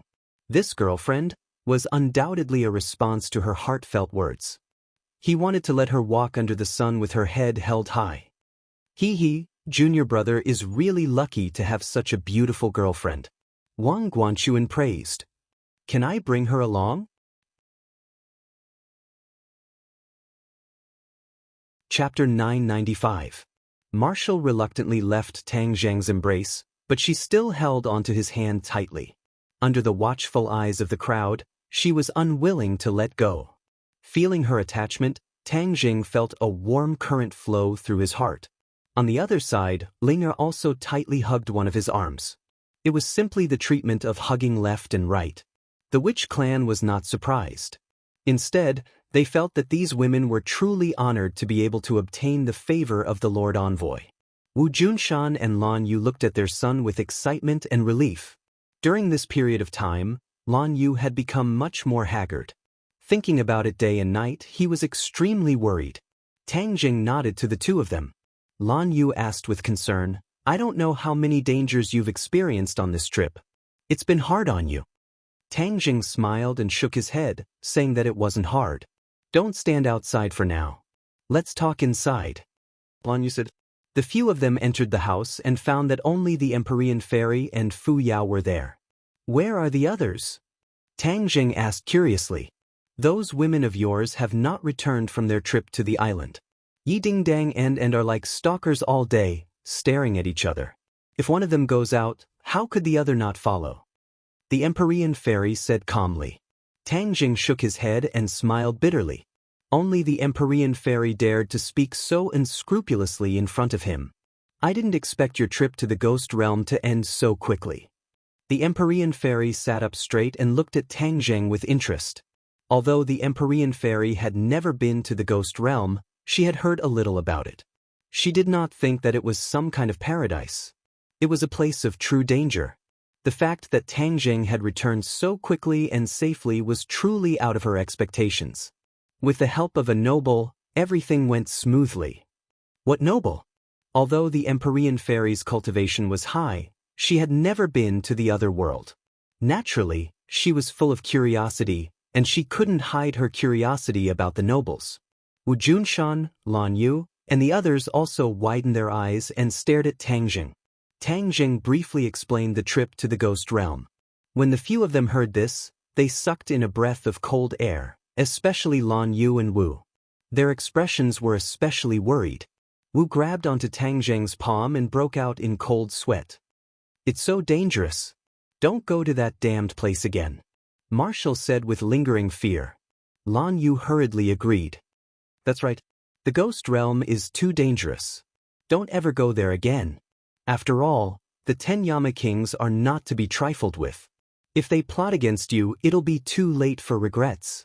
Master is really amazing." Ling'er was innocent and didn't feel that it was too dangerous. Instead, she felt that her master was an unparalleled hero. The Empyrean fairy listened with great interest.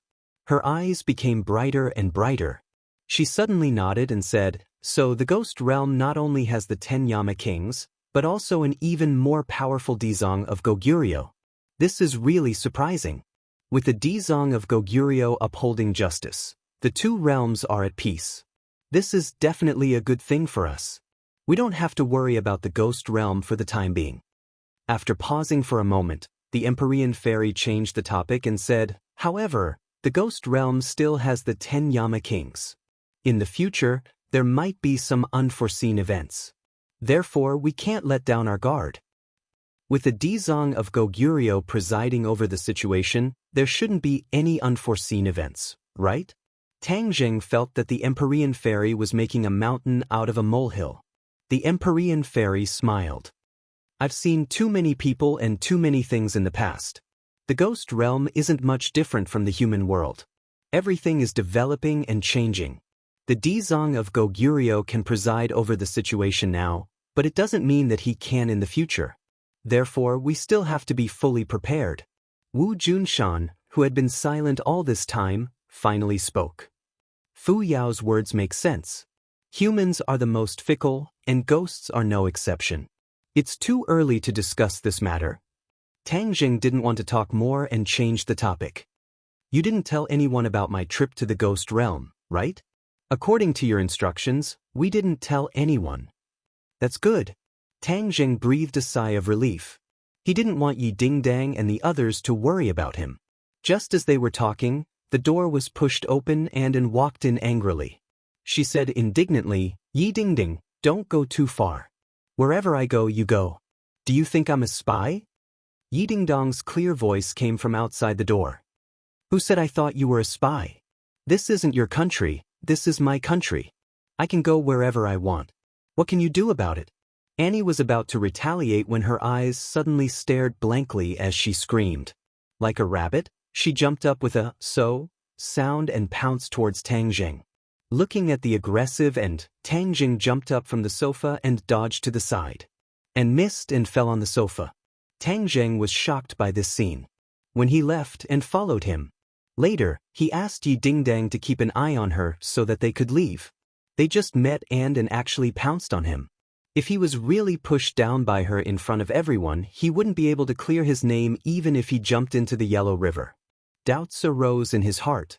When did and become so fierce? It didn't seem like her style in the past. Although dared to do things, she still had the blood of the royal family flowing in her body. She had the natural grace of a noble in the palace. How did she become like a violent leopard? However, he didn't know how much An's life had changed during this time. Ever since she openly announced that she liked Tang Jing in front of everyone and wanted to pursue him, Yi Dingdang had listed her as the #1 enemy. That was why she gave up on the island trip and stayed behind to guard and so that she wouldn't have a chance to take advantage of any loopholes. And couldn't beat Yi Dingdang in a fight. She was also no match for Yi Dingdang in a brutal way. Being watched every day almost drove An crazy, but she couldn't do anything about it. If looks could kill, Yi Dingdang would have been riddled with holes and died countless times. Yi Dingdang knew that she couldn't do anything to An, so she took a step back and took this kind of non-violent action. While Tang Jing wasn't around, It was best to annoy and then pack up and leave. That was the best outcome. But in the end, what Yi Dingdang didn't expect was that although Anne was on the verge of going berserk every time, in the end, she took a few deep breaths and actually endured it. A dignified princess actually endured such a huge grievance. If she wasn't her love rival, Yi Dingdang would have to admire her. Yi Dingdang couldn't do anything about it, but she became even more vigilant. Hearing Anne scream, Yi Dingdang also suddenly saw Tang Zheng on the sofa. Before she could react, she realized that Anne had actually rushed towards Tang Zheng. Yi Dingdang was so angry that smoke was coming out of her 7 orifices. 3 words popped up in her mind: shameless. Seeing that and missed, Yi Dingdang finally laughed gloatingly. She slipped and also rushed in front of Tang Zheng. Like a swallow returning to the forest, she threw herself into his arms and winked at Anne as if showing off. When Anne saw that Yi Dingdang had caught up with her, she angrily glared at Tang Zheng as if blaming him for not understanding the situation and avoiding her. A fragrant scent entered his nose as a soft body fell into his arms. Tang Zheng subconsciously hugged Yi Dingdang, and her hands hooked around his neck. Ahem! Wu Junshan coughed dryly, as if reminding them that there were outsiders present. Tang Zheng's expression was resentful when he realized that everyone was looking at him strangely. Just now, he was hugging one woman on each side, and now there was another one. This kind of scene was not suitable for children. Stand still. How old are you? Still making a fuss? Tang Zheng pretended to be serious as he reluctantly let go of the softness in his palms. Yi Dingdang smiled sweetly and said coquettishly, "You still dare to scold me? Humph, you have no conscience. To think that I was so worried about you." Tang Zheng resentfully said in a low voice, "So many people are watching." Yi Dingdang bit her lip and glared at him. She said in a voice as soft as a mosquito, "I'll deal with you tonight." Tang Zheng's head shook. When he was in the ghost realm, his pure yang energy had exploded. If it weren't for luck, he would have exploded and died. Hearing Yi Dingdang's provocative words, his little thoughts couldn't help but stir. His pure yang energy seemed to be restless again. "Tang Zheng, you've been away for so long. I also miss you very much." Seeing the two separated, Anne took the initiative to walk over. She stretched out her arms as if she wanted Tang Zheng to give her a big hug. Looking at Yi Dingdang's eyes that were about to spit fire, Tang Zheng didn't dare to enjoy this beauty's kindness. As if he didn't see it, he politely said, "Thank you for Anne's concern. I'm too tired from the journey. I'll go back to my room to rest first. You can continue chatting." The atmosphere in the living room was so strange that Tang Zheng didn't want to stay and attract the fire. He quickly slipped away and returned to his room. Yi Dingdang was like a general who had won a battle. She proudly glanced at Anne as if to say that compared to her, she was still too young, and angrily stomped her foot. She clenched her teeth and refused to admit defeat as she said, "Let's wait and see." She walked back to her room in her high heels. Her room was right next to Tang Zheng's.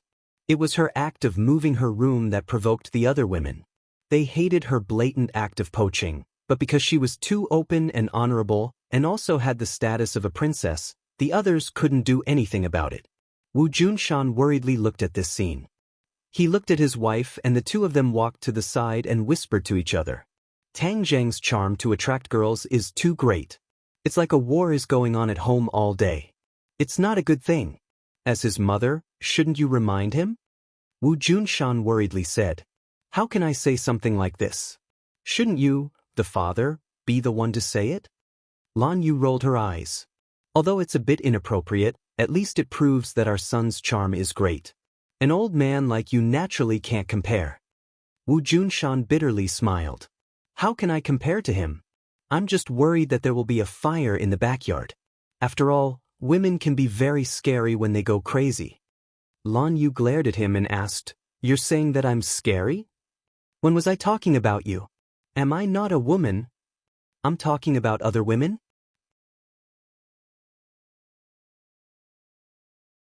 Chapter 996. The moon was bright and the stars were sparse as a rustling sound came from the window. Tang Zheng suddenly opened his eyes as he guessed that there was someone outside the window. The window was gently pushed open, and a person jumped in. His movements were swift and vigorous. Tang Jing did a carp flip as he jumped off the bed and grabbed the person's shoulder. With a shoulder throw, the person was thrown onto the bed. He quickly followed up and reached out with his large hand, grabbing the other person's neck. This series of actions flowed smoothly like water. "Ayo!" A cry of alarm sounded. "What are you doing? Are you going to kill me?" "Ding dang, why is it you?" Tang Jing was startled by this voice as he thought that an enemy had sneaked in. He never thought that it would be this girl. Tang Jing quickly turned on the lights and saw Yi Dingdang lying on the bed.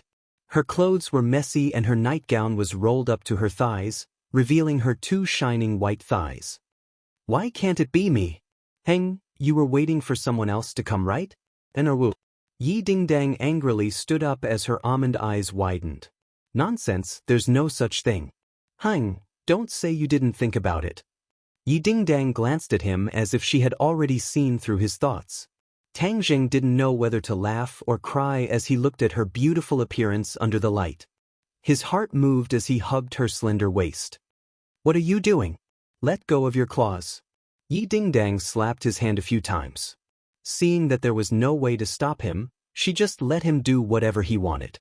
Looking at Yi Dingdang, who was just inches away, Tang Jing's breathing couldn't help but become heavier as he said, "Did you miss me? So you specially snuck in to climb my window? Who missed you? Shameless." Yi Dingdang gave a hang and turned her head away, but the expression between her eyebrows betrayed her. She really missed him. After being apart for such a long time, it was better to be apart than to be newly married. This kind of feeling could only be understood by those involved. "But I miss you." Tang Jing stared intently into her eyes, his voice full of emotion. Yi Dingdong's cheeks reddened as she said, "Who asked you to think about it? You're thinking about In, right? Hey, you're still talking about her? I think you're asking for a beating." Tang Jing immediately put on a straight face and slapped Yi Dingdong's butt. The slap was clear and loud in the night. Yi Dingdang felt as if she had been electrocuted. Her entire body trembled, and her cheeks immediately turned into a ripe apple. She clenched her teeth and struggled to resist the throbbing in her heart. Tang Jing's head swayed as he took the opportunity to press her down on the bed. Yi Dingdong's hands were pressed against his chest, but she still couldn't resist his evil claws. Very soon her body and mind completely fell. The moonlight shined in from the window and shined on the two bodies on the bed. The moon seemed to be shy as it secretly hid in the clouds, leaving only the two naked bodies tossing around each other under the light. "Ayo!" Suddenly, Tang Jing softly cried out, "What are you doing?" He saw Yi Dingdang biting his shoulder, 2 rows of snow-white teeth leaving 2 rows of teeth marks on his shoulder. Yi Dingdong's eyes revealed a proud expression as she breathed out and said, "Who told you to toss me around and flirt with other women? This is your fate." "Are you a dog?" "You're the dog." Yi Dingdang bared her teeth as if she wanted to take another bite. "Good, you bit me, so I'm going to bite you." Tang Jing suddenly lowered his head and opened his mouth. You can't bite there." At daybreak, Tang Jing walked out of the room with a faint smile on his face. He was reminiscing about last night's exciting battle. Yi Dingdang was like a little pepper. She was really hot enough to leave him with a rich aftertaste. His pure yang energy was completely appeased for the time being. He felt refreshed and his spirit was 100 times better. Yi Dingdang walked down from the second floor. Her face was glowing like a flower that had been nourished. Last night, although her legs were weak, she still quietly returned to her room. This act of deceiving herself made Tang Jing laugh endlessly. Seeing Tang Jing looking at her, Yi Dingdang fiercely glared at him. After breakfast, Tang Jing sat under a big tree in the courtyard, basking in the sun and resting with his eyes closed. Linger sat at the side, holding a fruit plate. She used a fork to fork a small piece of fruit and fed it to his mouth. He lazily opened his mouth and the fruit was sent into his mouth. He enjoyed it incomparably. He was simply a hedonistic young master from the old society. Linger was a big star, but she was not tired of doing the work of a little servant girl. Her face was brimming with a smile that was even brighter than the sun. Yi Dingdang looked at the two of them at the door and helplessly shook her head. Linger was really hopeless. Was there a need to spoil him like this? How could Tang Jing bear to order such an innocent and cute little girl around like this? And sat at the side and did not have this kind of treatment. On the contrary, because of Linger's existence, she almost could not get a word in edgewise. Yi Dingdang was happy to see and suffer, so she hid at the side and snickered. Who is it? Suddenly, the voice of a witch clan warrior came from outside the courtyard. I'm looking for someone. A man said submissively. Who are you looking for? Tang Jing. Why are you looking for our Lord Messenger? Lord Messenger? The man was obviously stunned. He was at a loss and did not know what to do. Tang Jing recognized this voice. It was his former tutor, Yan Liang. However, he did not want to pay attention to him. After all, they were practically from two different worlds. There was no need to ridicule each other for their past disputes. The school hasn't given up yet. Are they still trying to persuade me to go back to school? Tang Jing could not help but laugh. His life now was too dangerous and exciting. School life seemed like child's play to him. Moreover, the school had already revoked his student status. He really did not have much interest in it. Go and tell Tang Jing that Qi Shaoan wants to see him. Another old voice sounded. Tang Jing shot up from his chair and exclaimed in a low voice, Professor Qi, why is he here? He quickly walked to the door. As expected, Professor Qi Shaoan and Yan Liang were standing at the door. Yan Liang was very uneasy. He did not know where to put his hands and feet. Qi Shaoan's hair was gray, but his expression was calm. He stood there proudly. Yan Liang's aura paled in comparison. Professor Qi, why are you here? Tang Jing greeted him warmly. Qi Shaoan saw Tang Jing and a smile appeared on his face. He teased, It's not easy to see you. You even have guards. Professor Qi, you must be joking. I have no choice. The capital city has not been peaceful recently. Yes, too many things have happened in the capital city recently. It's as if the world has been turned upside down. Qi Shaoan sighed. His gaze involuntarily fell on Ling. She stood aside obediently with a plate of fruit. She was very attractive. Brother, do you want some? Ling asked while forking a piece of fruit. In front of outsiders, she would automatically call him brother. This was something Tang Jing had repeatedly reminded her. She finally remembered it. I'm not eating. You go back to the house first. Oh, I'll feed you later. Ling carried the plate of fruit and floated away like a fairy. Only her beautiful back could be seen. In the eyes of Qi Shaoan and Yan Liang, the significance of this scene became extraordinarily significant. Qi Shaoan had seen Tang Jing's tricks. He was slightly surprised but did not pay much attention to it. Yan Liang, however, recognized Ling. Tang Ling had been appearing frequently recently. Her popularity had spread far and wide. Although Yan Liang was not a fan of celebrities, he was still a young man. It was not difficult for him to recognize her. Tang Ling was even prettier in person than on screen. But why was she so nice to Tang Jing? She was like a maid serving him. This did not make sense. She was a superstar. Were they filming a movie? Seeing that Qi Shaoan had been invited into the courtyard, Yan Liang followed him in shamelessly. Princess, and you're here too. Qi Shaoan nodded at N. He knew her, and stood up and returned the greeting politely. Professor Qi, nice to meet you. Yan Liang's brain shut down. Didn't N come back to China? Why was she at Tang Jing's house? Tang Jing was indeed a powerful man, but he could not be this powerful. Not only did he have a superstar as his maid, but he also had a European princess as his mistress. After both of them were seated, Ling walked out with a cup of tea. She said in a crisp voice, Grandpa, please have some tea. Qi Shaoan smiled happily. Okay, thank you, young lady.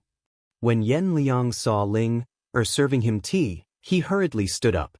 His face was as red as a tomato. He took the cup with trembling hands and sat down nervously. Professor Qi, long time no see. You look better, said Tang Jing. Qi Shaoan shook his head and sighed. I'm old and useless. I have to admit that I'm old. You're a leading figure in the archaeological field. You're a walking treasure trove. You're not old at all. So many people are counting on you to teach them a thing or two. Qi Shaoan smiled in relief and started chatting. Yan Liang could not get a word in edgewise. He sat awkwardly as if he was sitting on pins and needles. The two beautiful women sitting opposite him were too intimidating. Yan Liang's usual bossy attitude toward students was completely gone. He felt a little breathless. Tang Zheng, let's not beat around the bush. I'm here on a commission, said Qi Shaoan. Oh, what's the matter?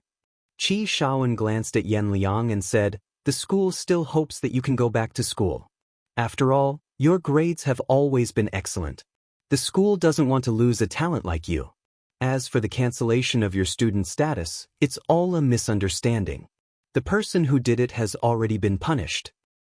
Professor Qi, the school's leaders are really smart. I can't believe they got you to persuade them.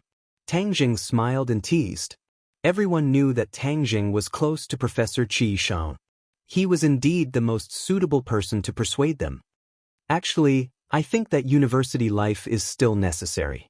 Although I know that you can't study forever, you can still study as long as you can. This is a life journey. You shouldn't give up halfway.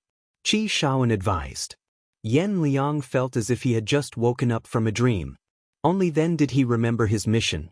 He nodded hurriedly and said, Professor Qi, you're right. University life is still necessary. Tang Jing glanced at Yan Liang casually. Yan Liang's heart skipped a beat. He quickly shut his mouth and laughed dryly. The school's attitude is very open-minded. If you have any concerns or requests, feel free to tell us.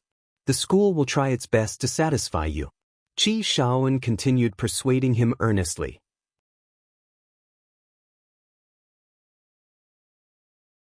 Chapter 997. No, definitely not. Yan Liang promised after hearing Tang Zheng's words. Tang Jing glanced at him and asked, Is your promise useful? Yan Liang's cheeks flushed red. He stammered, The school told me to tell you that there won't be any more unpleasant incidents. Tang Jing waved his hand and said, There's no need to talk about this anymore. Yan Liang's face turned pale when he realized that he was about to return empty-handed. He looked at Qi Shaoan with pleading eyes. The school had given him an ultimatum. If he could not persuade Tang Jing to return to school, his career as a tutor would be over. He could forget about getting promoted in the future. That was why Yan Liang went to ask Qi Shaoan for help. Qi Shaoan was kind on the outside but soft on the inside. He was persuaded when he saw Yan Liang's pitiful face with snot and tears. Of course, Qi Shaoan also thought that university life was very important. He felt that it was a pity to see Tang Jing leave school, so he agreed to talk to him. Tang Jing, you don't have to rush to answer. Think about it first. There are still a few days before school starts. You can tell us then, said Qi Shaoan. Looking at his eager eyes, Tang Jing swallowed back the words of rejection.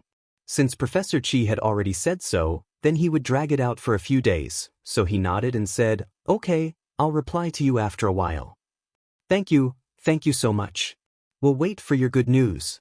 Yan Liang was overjoyed and moved to tears. This was the first step in a long journey. As long as he did not reject him outright, it meant that there was still a chance. Yan Liang could almost see a bright future waving at him. Then I'll take my leave. I found a few nice antiques recently. Come and have a look when you have time, said Qi Shaoan. Stay for lunch. No, next time. Qi Shaoan knew that Tang Zheng and Yan Liang did not get along. The atmosphere was not harmonious. Tang Zheng walked them to the door and waved goodbye. Yan Liang kept nodding and bowing, showing a flattered look. If you go back to school, then we'll be classmates again. Yi Dingdang walked out and joked. Don't you want to be my classmate? Suit yourself. Yi Dingdang shrugged and said nonchalantly, I'm just worried about those fresh flowers in school. If you go back, who knows who will fall into your evil clutches? Cough cough. Tang Jing coughed awkwardly. Was he such a playboy? He rubbed his nose resentfully and didn't continue the conversation. With your ability, there's no need for you to go to school at all.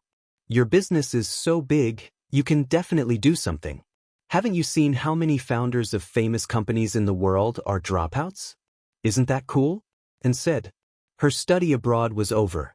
She didn't want Tang Zheng to go back to school. It would be a disaster for her if he stayed with Yi Dingdang every day. Yi Dingdong's almond-shaped eyes widened as she retorted, "Who said that university is useless? You don't know how much his grandfather wants him to go to school." Tang Zheng's face stiffened. His heart was sad. He didn't have time to tell his grandfather about his expulsion. Yi Dingdang was right. His grandfather really wanted him to finish university. This had been his wish for many years. If he told his grandfather about his expulsion, his grandfather would take Tang Zheng's feelings into consideration and wouldn't say anything. However, he would be very disappointed in his heart. Thinking of this, Tang Zheng felt how selfish he was. He only considered his own feelings and ignored his grandfather's wishes. "I haven't seen my grandfather in a long time. I want to go to the island.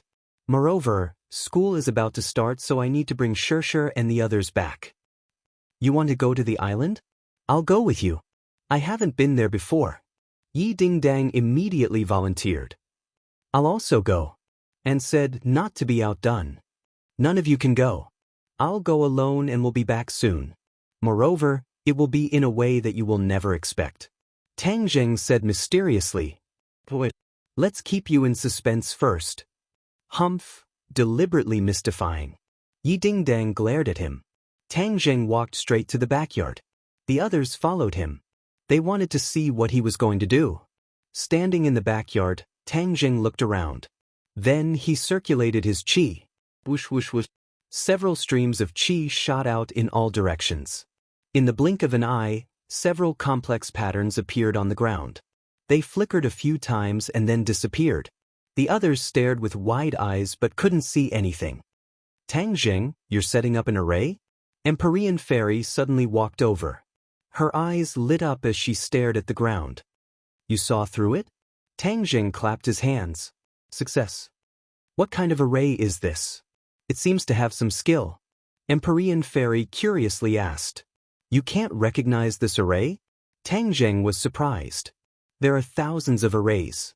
How can I recognize all of them?" "Then allow me to keep you in suspense. You'll know soon enough." Empyrean Fairy frowned. Seeing that Tang Zheng had made up his mind, she didn't ask any more questions. However, her curiosity was completely aroused by Tang Zheng. She walked around the backyard a few times but still couldn't see anything. "I'm going to the island to pick someone up. You guys stay at home. I'll be back soon, and I'll be back in an unprecedented way." Tang Zheng smiled mysteriously.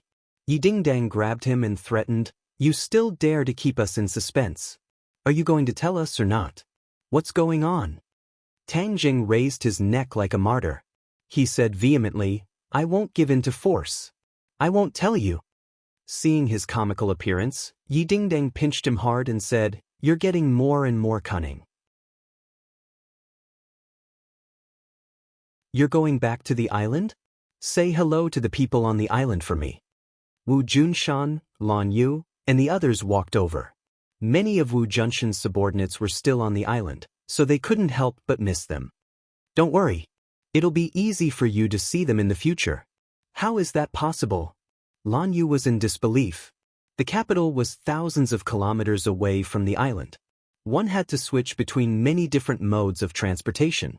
It was truly troublesome to make a trip back and forth. How could it be easy? Seeing that they didn't believe him, Tang Zheng didn't point it out. He waved his hand and strode out of the villa. In the blink of an eye, he had left the capital. He then flew toward the island on his sword. Not long after, he arrived above the vast sea.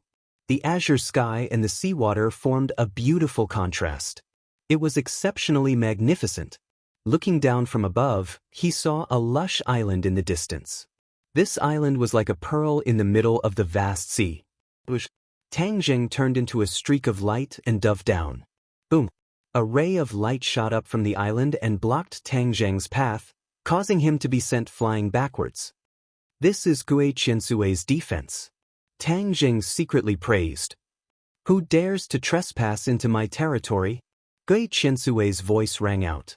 In the vast sea, it was clearly transmitted to Tang Zheng's ears. "Gui Qiansui, it's me." Tang Zheng didn't want to have more conflicts and directly revealed his identity. "Upper Immortal, it's you?" Gui Qiansui cried out in surprise. The light dissipated. Tang Jing landed on the island steadily.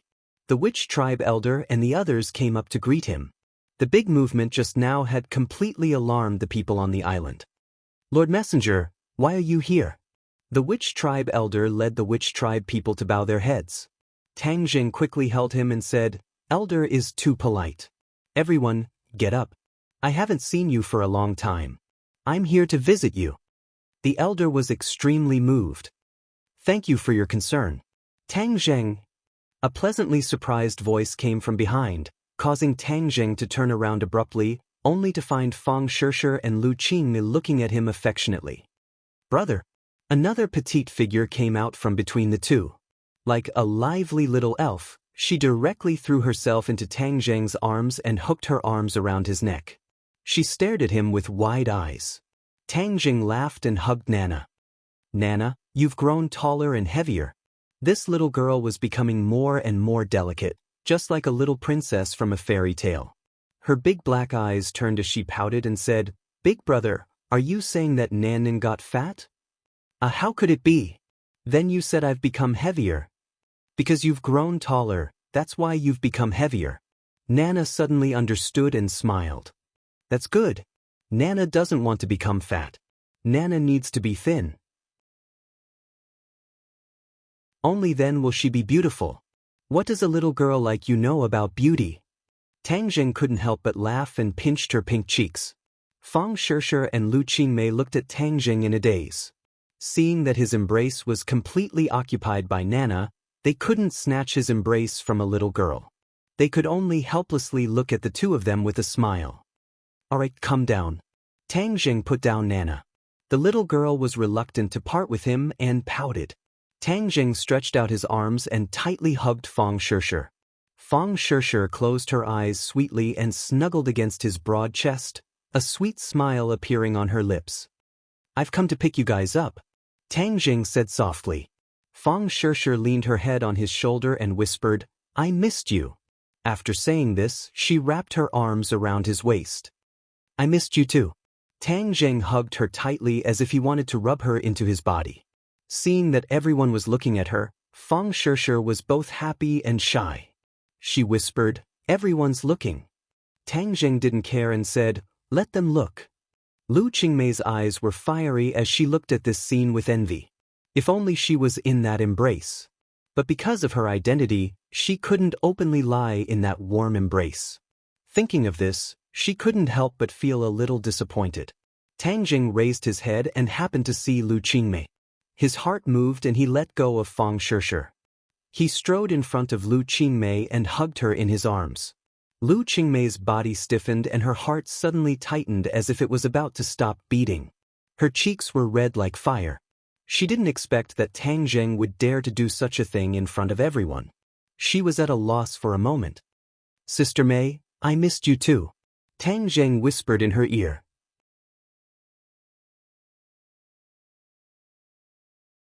Chapter 998. Tang Jing calmly separated and hugged the elder. He even hugged the witch clan warrior beside him, as if he was hugging a group of old friends, and perfunctorily passed by. Fang Shishir was immersed in her own emotions, and did not notice the unusual and subtle relationship between the two of them. Little Zheng, you're here?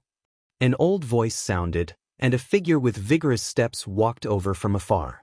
Tang Jing's expression changed slightly. He became excited and quickly welcomed the person, cheering, Grandfather.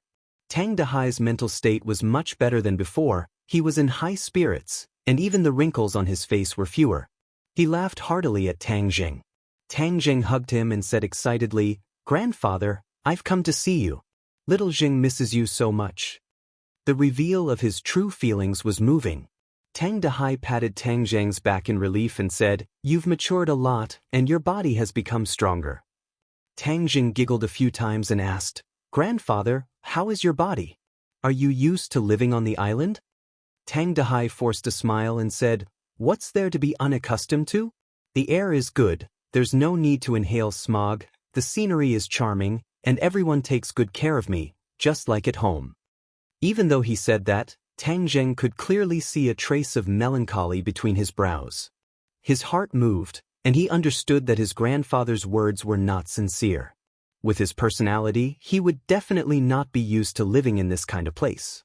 Moreover, he did not even have a familiar friend, so he could not help but feel lonely. "Grandfather, this time I'm here to bring you back to live," Tang Jing said impatiently as his heart ached. "Bring me back." Tang Dahai was shocked, then overjoyed, but his expression quickly darkened, and he said worriedly, "I heard that the environment in the country is very dangerous. When I go back, will I cause you trouble? I think it's better if I stay here. Having someone take care of me every day is already a blessing.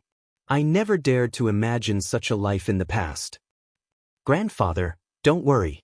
With me here, no one can hurt you." Tang Jing patted his chest and promised. "Really?" Tang Dahai was skeptical. Tang Jing laughed. "Grandpa, I'm here to pick you up. Don't worry." Tang Dahai breathed a sigh of relief and smiled as if relieved of a heavy burden. "If that's the case, it's good to go back." Many buildings had already been built on the island, making it look like a holiday resort. Under the guidance of the elder, Tang Jing gradually experienced the atmosphere of the island.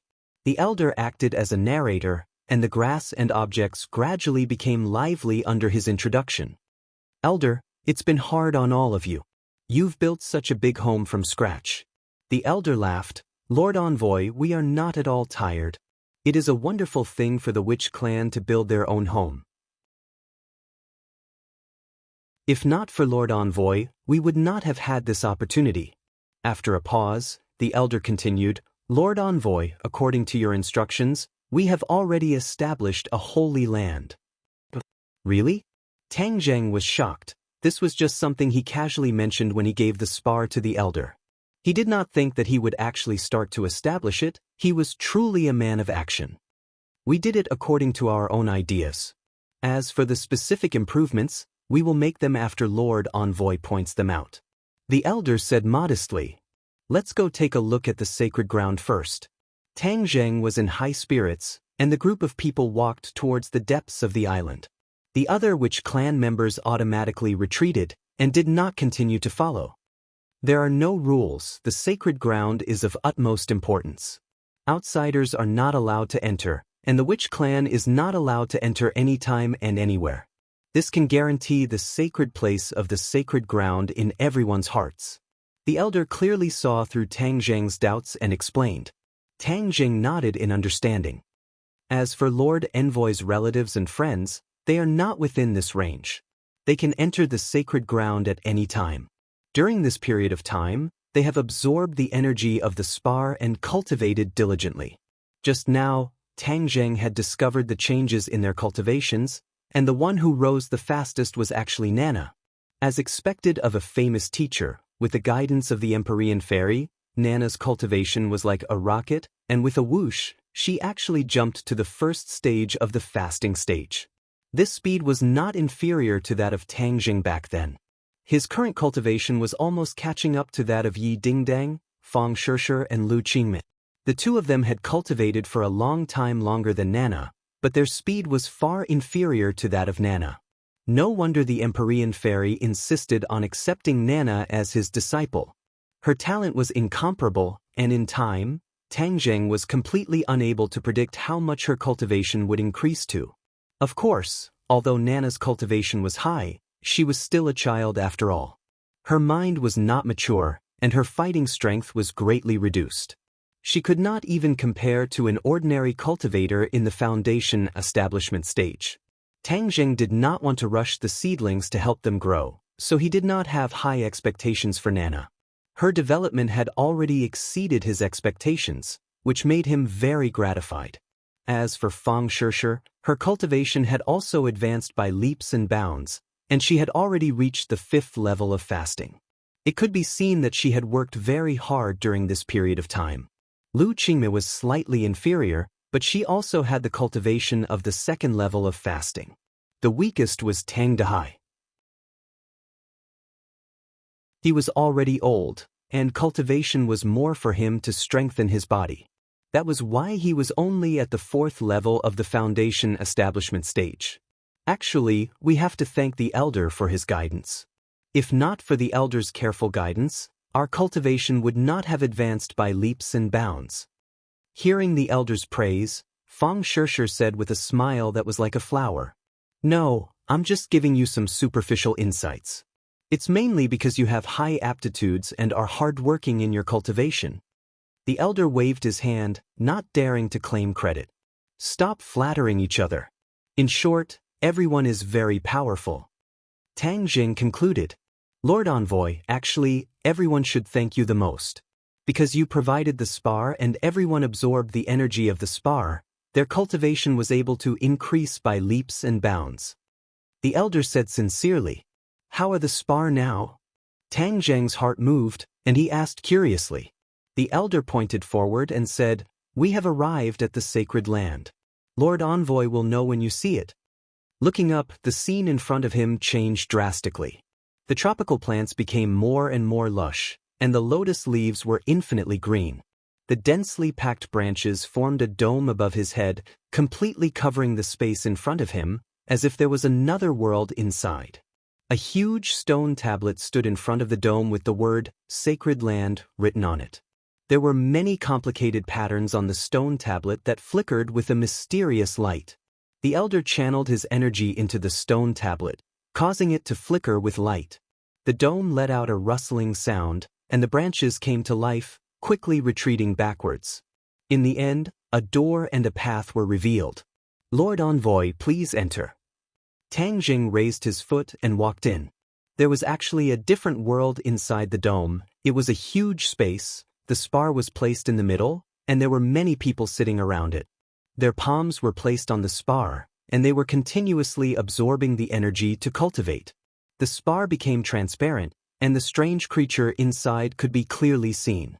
Everyone was already used to it, so they did not take it seriously.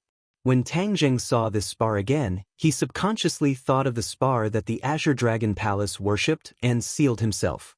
Xian Yin and this unknown creature must have come from the sky beyond heaven, but Xian Yin could break the seal on his own, and this unknown creature could not. The spar was slightly smaller than before, so for the time being, this unknown creature did not have the chance to be born. "Has there been any abnormality in the spar during this period of time?" Tang Jing asked. The elder pondered for a moment, then shook his head and said, "According to our observation, there is nothing unusual."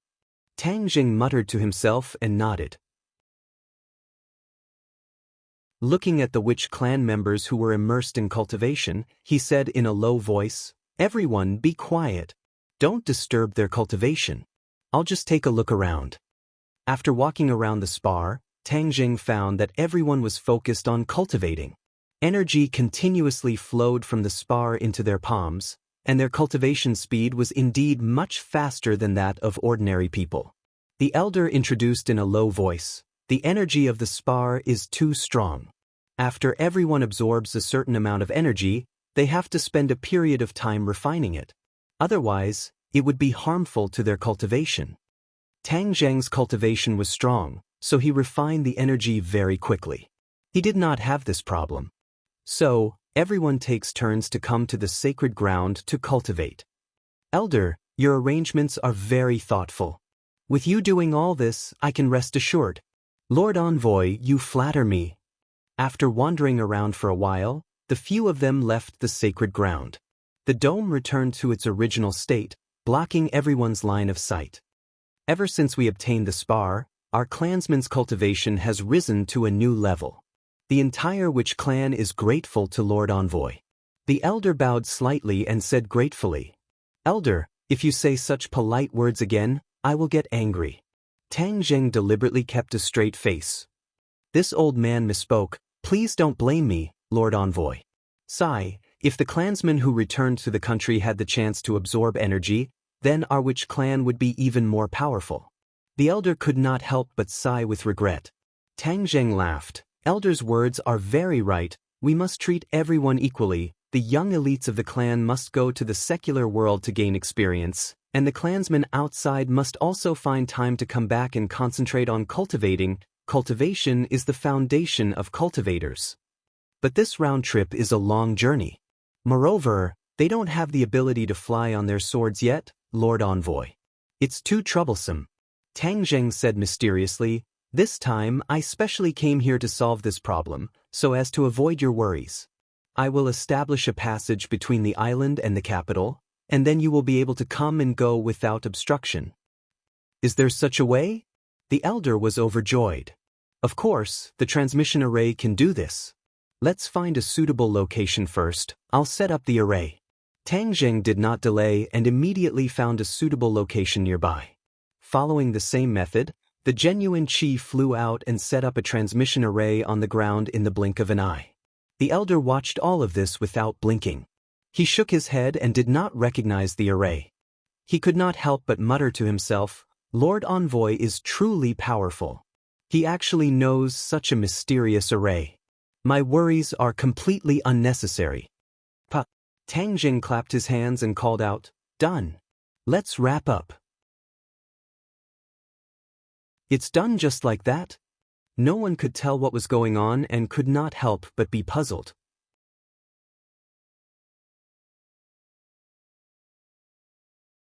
Chapter 999. A grand bonfire party welcomed Tang Zheng's arrival. The witch tribesmen sang and danced, and under the light of the fire, the witch tribesmen's faces were brimming with brilliant smiles. Tang Zheng sat at the top, smiling as he looked at the laughing clansmen. Many clansmen came to toast Tang Zheng, and he did not reject them. "Little Zheng, how was the final exam last semester?" Tang Dehai looked at him kindly and asked. Tang Zheng was stunned for a moment, not knowing how to answer, because he did not take the final exam at all. "What's wrong?" "Nothing." Tang Zheng was weak, he did not dare to look at the old man. Tang Dehai understood Tang Zheng very well. Seeing his reaction, he immediately understood that there was definitely a problem. He asked worriedly, "Little Zheng, did something happen?" Tang Zheng opened his mouth, but in the end, he did not say the word, "no." Since his grandfather had smelled it, he really could not say anything to lie. He took a deep breath and said, "Grandfather, I'm not in school anymore." "Not in school?" Tang Dehai was so shocked that the cup in his hand fell on the table, and his expression changed greatly. "How did you not go to school?" "Grandfather, don't be impatient. It's just a small accident." Seeing the old man's big reaction, Tang Zheng was shocked and hurriedly comforted him. Tang Dehai's face turned pale. He had always been proud of Tang Zheng for being admitted to a good university. Although his development later exceeded his expectations, Tang Dehai still hoped that Tang Zheng could study hard. He himself was not very cultured, so perhaps he had placed more of his hopes on Tang Zheng. Now that he heard this bad news, his entire body was in a bad state, as if someone had poured a basin of ice water on him.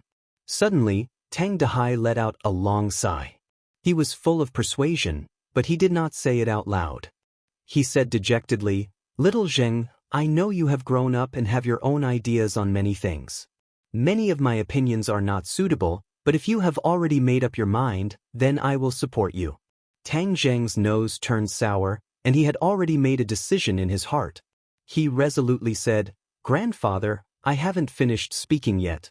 The school matter has been resolved, and school is about to start. I will continue to go back to school." "Really?" Tang Dehai's worry turned into joy, and his face glowed again. Tang Zheng nodded firmly. "Of course, people have to learn when they're alive. I can't fall behind. This is what my grandfather taught me since I was young. I've always remembered it." Tang Dehai was comforted and laughed heartily. "You're really my good grandson." Fang Shishir took a deep look at Tang Zheng. This decision was within her expectations, because she understood the relationship between this pair of grandfather and grandson. Tang Zheng would do anything for his grandfather. Whether Gu Guan truly wanted to return to school or to fulfill his grandfather's wishes, he would make this choice. Filial piety was the most important virtue of all.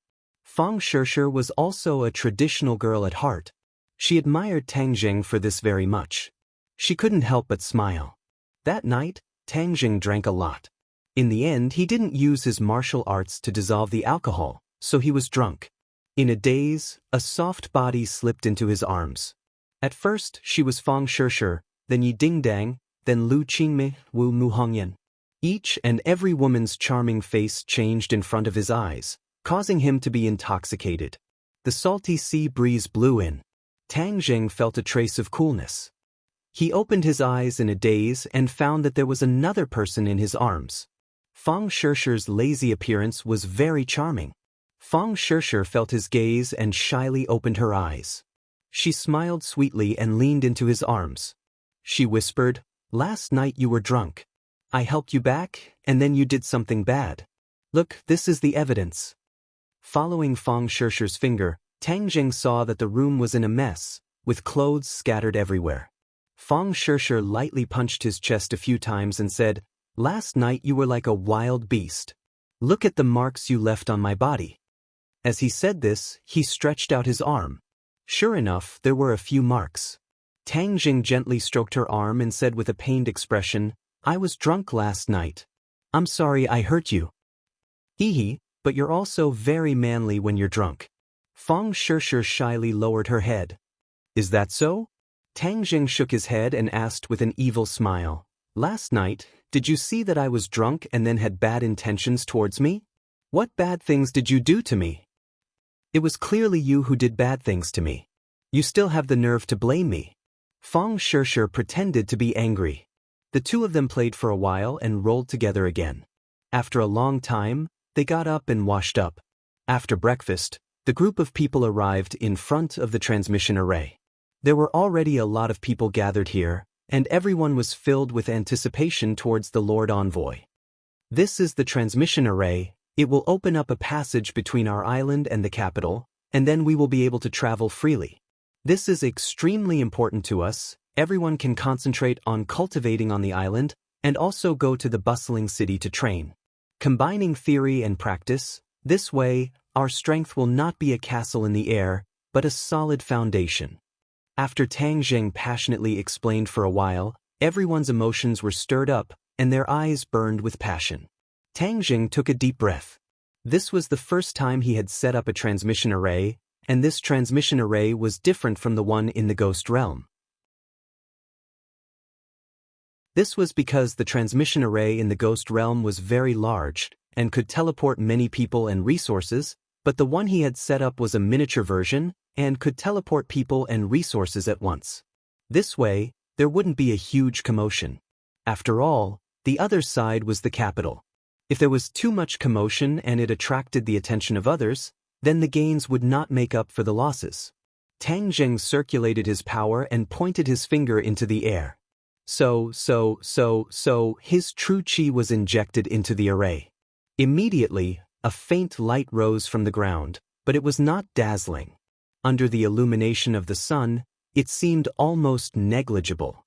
Yesterday, Tang Jing had asked the elders to select a group of Witch clan people, and he wanted to bring them back to the capital. This group of people were all extremely excited, and their eyes lit up as they watched this scene fervently.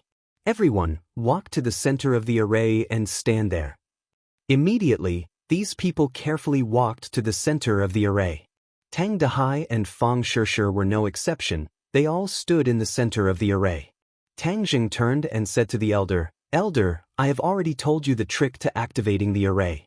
If you have any problems, you can come to the capital to find me through the array." "Yes, Lord Envoy, this old man understands. I wish Lord Envoy a safe journey." Everyone waved goodbye. Tang Jing walked into the array and his power vibrated, completely activating the teleportation array. With a burst of violent fluctuations, a light flashed and everyone disappeared. In the capital, in the backyard of the villa, the mana fluctuated violently. Empyrean Fairy jumped out of the house with a whoosh and looked at this scene in surprise. In the next second, a group of people appeared out of thin air in the backyard. Yi Ding Dang and the others rushed over and saw this scene. They were all dumbfounded.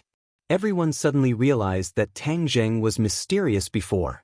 It turned out that the array he set up had such a wonderful effect that it could make people appear out of thin air. "What kind of array is this?" Empyrean Fairy asked impatiently. "Teleportation array," Tang Jing said with a smile. He had already confirmed from Qi Yu and the inner demons that there was no teleportation array in the human world. This meant that it was unique to the Ghost Realm. No wonder even the Empyrean Fairy could not recognize this array. He did not know who invented this array. It was really powerful. People and things thousands of miles away could be teleported in an instant. It was more convenient and faster than any current transportation. If such a teleportation array was set up during a war, the army would directly descend from the sky and pierce the enemy's heart. There would be no need to fight the war. Empyrean Fairy recalled the 3 words teleportation array and was sure that she had never heard of it. She could not help but be secretly shocked. Could it be that he learned this from the ghost realm? Because he was sure that there was no such array in the human world. Master! Nana's voice interrupted the Empyrean Fairy's thoughts. Nana was like a little swallow that threw herself into the Empyrean Fairy's arms. A smile finally appeared on the Empyrean Fairy's cold face. Master, Nana missed you so much. Nana has always remembered your teachings and has been working hard to cultivate. You are indeed a good disciple of Master. Empyrean Fairy stroked her delicate face and smiled from the bottom of her heart. Fong Shirshir and the others were still thinking about the feeling just now. The feeling of being in a different place in an instant made them feel as if they were still in a dream. It was not real at all. Especially the Wu clan people who were looking around curiously. Tang Zheng called the Wu clan people who were far away to come over. These Wu clan people who came early had long been accustomed to the life in the capital. He asked them to bring their people to settle down. Fortunately, they had already bought a lot of houses nearby, so they had a lot of space to live in. Only Tang Zheng's family was left in the backyard. Wu Junshan and Lan Yu hurriedly came over and supported Tang Dehai. They said with concern, "Old Master, quickly go inside and rest. The sun is shining brightly outside, it's very hot." Tang Dehai looked around and asked blankly, "Is this little Zheng's residence in the capital?" To him, this luxurious villa was still a bit dazzling. Deep down, he was still that simple old man. "Yes, this is your home.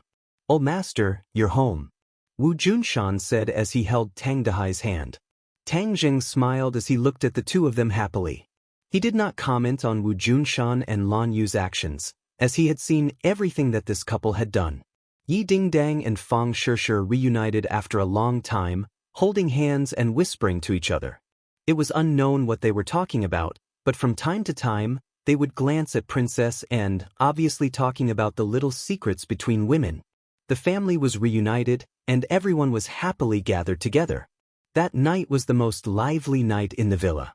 Although Tang Dehai was happy, he was secretly worried. Looking at the girls who were more beautiful than flowers, although he was old, he was not stupid. He guessed that they must have some sort of relationship with Tang Zheng. His grandson was so lucky to be with so many fairy-like girls. He had to remind him not to be like the modern Chinchimi.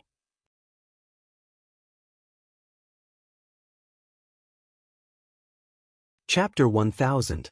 On the vast and boundless sea, Tang Zheng and his group boarded a small fishing boat and sailed into the sea. They had already become familiar with each other. Wang Guanchuan had told his colleagues not to neglect Tang Zheng. Although they were puzzled, they did not dare to disobey. On the way, Lu Qingmei was undoubtedly the focus of attention. Many topics revolved around her.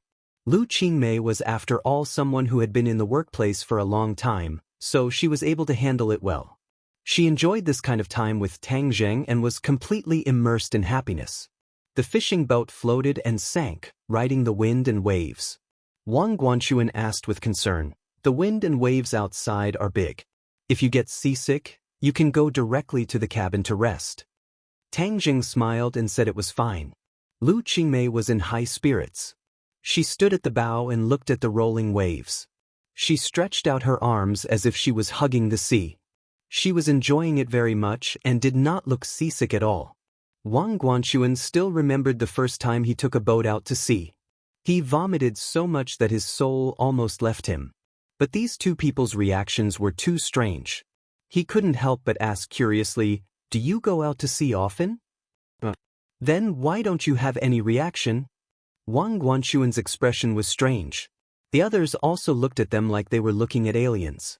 The main reason was that this fishing boat was too small. It was far from being as stable as a luxury cruise ship.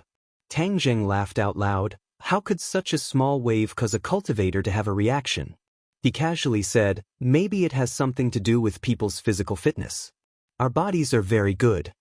Everyone thought that their bodies were not bad either, but they were not as free and easy as you. The small fishing boat rode the wind and waves and gradually sailed into the deep sea. Looking at the sea, people couldn't help but feel a sense of insignificance. In the distance, they saw a huge yacht. The white yacht was bathed in the sun and had a beautiful luster. It made people deeply attracted by its charming figure. Wang Guanchuan introduced, I talked to the boss on the phone. The boss is already on the yacht. He specially came to see you. Tang Jing said calmly, isn't your boss overseas? He cancelled everything at the last minute and rushed here just to see you, Wang Guanchuan said in a deep voice, as if he was trying to show how much his boss valued Tang Jing. Tang Jing chuckled. Thank you for your boss's concern. I'll thank him in person later for agreeing to come with me. The small fishing boat approached the yacht, and they went up the stairs to the deck of the yacht. Immediately, the aura of a rich man hit him in the face. The difference between a high-end yacht and a small cargo ship was simply too big. Several people were standing on the deck to welcome them. When they saw Tang Zheng and Lu Qingmei get on the yacht, they came to greet them. The person at the front laughed heartily and extended his hands from a distance. With a few strides, he arrived in front of Tang Zheng and firmly grasped his hand. He excitedly said, Welcome to my ship, young Master Tang. You bring light to my humble dwelling today. Hearing his praise, Tang Zheng smiled modestly and said, Mr. Du, you flatter me. I'm also very happy to meet you. Du Qifeng waved his big hand and said sonorously, I'm not flattering you. I'm just telling the truth. I've admired young Master Tang for a long time. It's really a blessing of 3 lifetimes to meet you in person this time. Du Qifeng was also a successful person, but in front of Tang Zheng his attitude was extremely low, because he knew that Tang Zheng had a huge amount of power. As the saying goes, the ignorant are not afraid. It was precisely because Du Qifeng knew the inside story that he was more in awe of Tang Zheng. When the others saw their boss's behavior, they were shocked. They couldn't help but stare at Tang Zheng for a long time, trying to see if there was anything different about him. However, except for his calm and composed manner, there was not much difference in other aspects. Sorry to bother you this time, Mr. Du, Tang Zheng smiled faintly and didn't comment on his compliment. Suddenly, his eyes turned and fell on a person behind Du Qifeng. His pupils suddenly shrank. It's you. His sharp eyes fell on the other party like a knife. The other party felt as if there was a giant sword hanging over his head, which could chop down at any time. Danger lurked everywhere. He was shocked.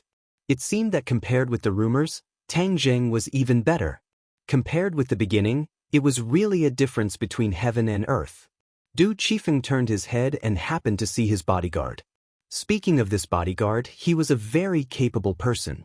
He had once pulled Du Qifeng back from the gates of hell, so Du Qifeng valued him very much. Young Master Tang, do you know each other? Du Qifeng asked curiously. Of course, I know the famous cold-faced killer, Xiao Xiaoling. How can I not know him?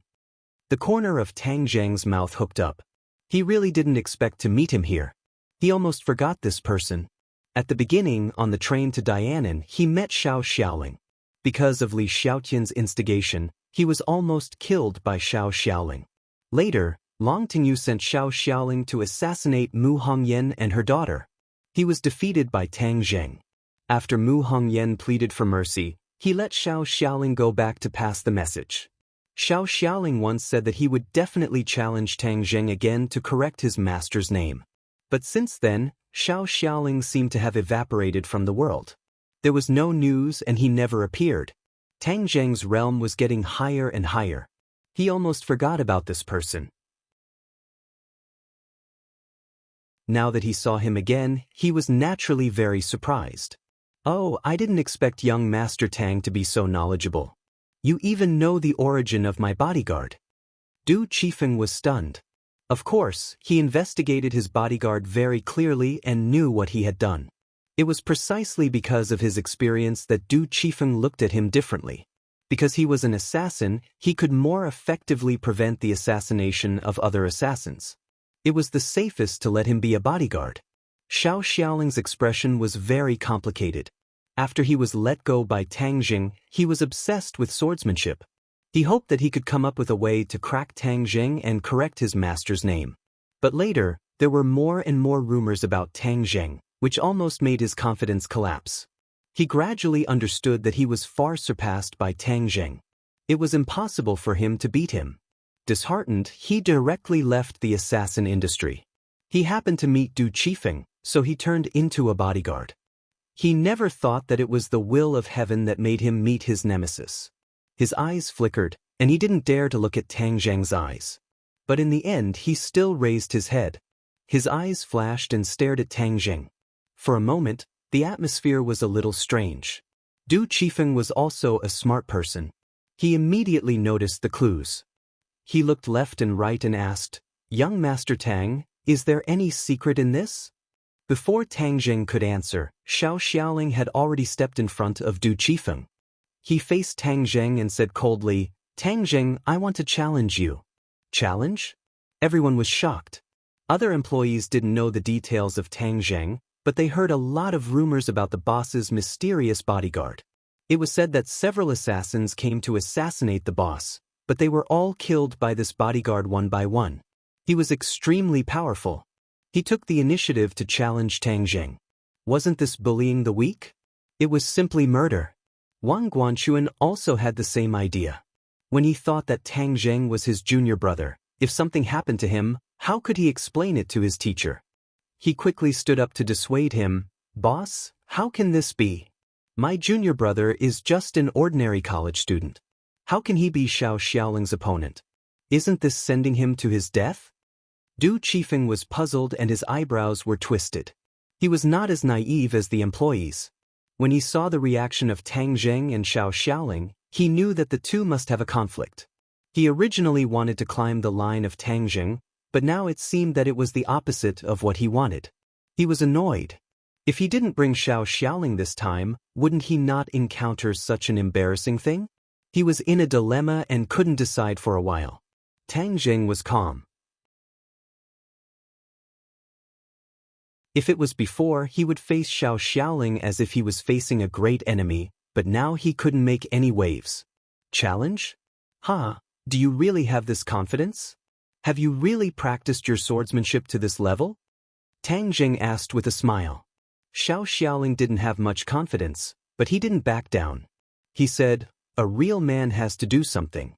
Sometimes, knowing that there is a tiger in the mountain, he goes to the tiger mountain. Some things have to be done." You have a little more courage and spirit than before. Tang Jing joked with a smile.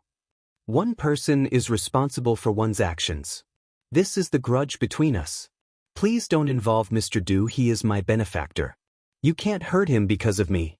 Xiao Xiaoling was afraid of venting his anger on Du Qifeng, so he said in advance. "Xiao Xiaoling." Du Qifeng's heart moved. For a moment he didn't know what to say. He didn't expect him to be so righteous. Xiao Xiaoling cupped his hands to Du Qifeng and said, "Mr. Du, I can only repay your kindness in my next life." Du Qifeng's mind was full of thoughts. He said, "Don't say that. You still have a good time. Why do you do stupid things?" Du Qifeng had heard too many rumors about Tang Jing. Those brilliant achievements were like medals of victory hanging on his chest, which made it impossible for people to turn a blind eye to them. There are some things that must be done, even if they die. Xiao Xiaoling said resolutely. The others were infected by his momentum. Their hearts couldn't help but be suspended. They looked at the two people nervously. This change surprised them. They all guessed that the next scene would be a bloody scene. Xiao Xiaoling, you can't bully people like this. Tang Jing is my junior brother. He is an ordinary student. What hatred do you have with him? What resentment do you have to be so ruthless that you have to take his life? Wang Guanchuan blushed and asked angrily. Xiao Xiaoling didn't look at him at all. He just stared straight at Tang Jing. Tang Jing patted Wang Guanchuan on the shoulder and comforted him. "Brother Wang, don't worry about me." Wang Guanchuan was burning with anxiety. He was like an ant on a hot pan. He said, "Junior brother, it's all my fault. I brought you here. How can I explain it in front of my master in the future?" Looking at his anxious appearance, Tang Jing couldn't help laughing. Although they hadn't known each other for a long time, his good impression of this senior brother had greatly increased. He gently pulled him without any explanation. He found that his body had been pulled behind Tang Jing.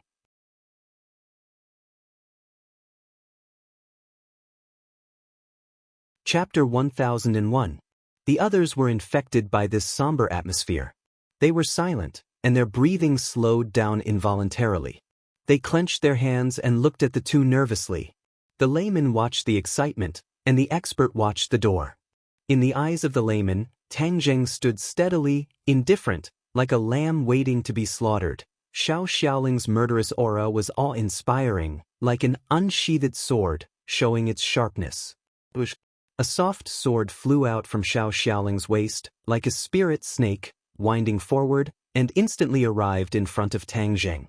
The sword qi was like a viper spitting out a hissing sound, stabbing towards Tang Jing's heart. Xiao Xiaoling was an assassin, and he went straight to the vital point. This was his habit and reaction developed from years of training. The others' breathing stopped at this moment. They were all frightened by this sword, as if it was coming for them. The next second, their hearts would be pierced by this sword. The tip of the sword went straight to Tang Jing's heart. He finally moved. He shot like lightning. His body did not move at all, like a towering mountain, immovable. But his hand was so fast that almost no one could see the trajectory. Xiao Xiaoling's pupils suddenly shrank, and his heart seemed to burst out of his throat. But he still did not turn back and tried his best to win. Suddenly, there was an explosion of exclamation. The others' eyelids suddenly jumped. They only saw that the sword in Xiao Xiaoling's hand was gone. Instead, Tang Jing held a sword in his hand, shining with cold light, and aimed at Xiao Xiaoling. Xiao Xiaoling seemed to have been immobilized. He suddenly stopped in front of Tang Jing and stared blankly at his empty hands. Defeated. A crushing defeat. One move, just one move, he was defeated. He originally thought that he could still hold on to a few moves, but he didn't expect to be defeated in a mess. He couldn't help but become at a loss. What he had done before was useless. Why could Tang Jing be so powerful? It was a joke to want to give Master a proper name. At this moment, all his pride was defeated and scattered into the dust. He was dejected, and his proud head drooped down. The others' reactions were even more wonderful. Their jaws almost fell to the ground. What happened just now? Why did it end as soon as it began? The most important thing was that it ended so strangely. Shouldn't it be a scene of blood splattering everywhere? Everything was quiet, as if it was a dream, so unreal. Even Du Qifeng, who had long heard of Tang Jing's great reputation, felt his heart tighten. He really didn't expect that everything would turn out like this. The bodyguards he relied on all the time were so weak. For a moment, he stood there in a daze, not knowing what to do. Only Lu Qingmei was not surprised at all. A beautiful arc appeared at the corner of her mouth. This was her man. As expected, he was as dazzling as the stars. The other enemies could not cause any waves in front of him. Shua! The sword light flashed, and the tip of the sword pressed against Xiao Zhao's chest. Xiao Zhao's whole body was stiff, but he did not retreat, because he knew that he had been completely locked by Tang Jing. It was impossible for him to escape. Kill me. I have no face to see my master after being defeated by you. Xiao Xiao coldly straightened his neck and said without fear, "Seeking death? Naturally, I will fulfill your wish." Tang Jing said without batting an eyelid, but his words caused everyone's heartstrings to tremble. The other people's gazes towards Tang Jing underwent an earth-shattering change. It turned out that he was not a little sheep without the strength to truss up a chicken. No wonder the boss valued him so much. Wang Guanxuan's brain almost lost its ability to think. Wasn't he his junior brother? How could he be so powerful? Suddenly, he remembered Professor Qi's intriguing words and smile. His heart moved. Could it be that this was the real strength of Tang Jing? His weak strength was just an illusion? At this point, he subconsciously looked at Tang Jing and felt that he could not see through this junior brother. But before you die, let's make it clear who your master is. If you don't even dare to report your master, it can only mean that your master is too weak and not worth mentioning. Tang Jing deliberately provoked him. Xiao Zhao's swordsmanship was extraordinary. It was definitely taught by a famous teacher. Nonsense. My master is a dignified grandmaster. How dare you slander him? Xiao Xiao flew into a rage. You listen to me. My master is a great master of swordsmanship, the god of swords. God of swords? Tang Zheng was shocked and looked at Xiao Xiao inconceivably. Although he guessed that Xiao Zhao's master was a great master of swordsmanship, he could not guess that he was the god of swords. The god of swords died because of him. No wonder Xiao Xiao was so angry and wanted to fight with him. So, you are a disciple of the Sword Pavilion. Legend has it that the god of swords only has 3 disciples. Are you the 4th? Tang Jing asked curiously. Xiao Zhao's face turned red, showing shame. He said, I did not abide by the rules of the Sword Pavilion and was expelled from the Sword Pavilion. I have no face to mention my master's name again. Abandoned disciple of the Sword Pavilion? Tang Jing raised the corner of his mouth. Interesting. What rules of the Sword Pavilion did you violate? How could you be expelled from the sect? Why do you ask so clearly? Are you ridiculing me? Xiao Xiao asked. You have already been defeated by me. Do I still need to ridicule you? Xiao Zhao's expression darkened. It was obvious that Tang Zheng's words were reasonable. He hesitated for a moment and said, My master is a great master of his generation, the master of the Sword Pavilion, but he was restrained and insulted by the Lord. I advised my master to leave the Lord, and my master expelled me from the sect. When Xiao Xiao saw the Lord reprimanding the god of swords, he was angry and contradicted the Lord. Later, he persuaded the god of swords to leave the Lord, but he never thought that the god of swords was loyal to the Lord. His disciple naturally became a sacrifice and was expelled from the Sword Pavilion. The Sword Pavilion and the Lord are one. Your behavior will naturally violate the taboo. It is normal for you to be expelled from the sect. You are not a fool. Why do you still do it knowing this? Tang Jing asked. In my heart, there is only the Sword Pavilion and my master. As for the Lord, humph, I have never considered it. You want me to work for him? Wishful thinking. Xiao Xiao said resolutely. Tang Zheng's eyes lit up. Xiao Xiao was not as confused as the other disciples of the Sword Pavilion.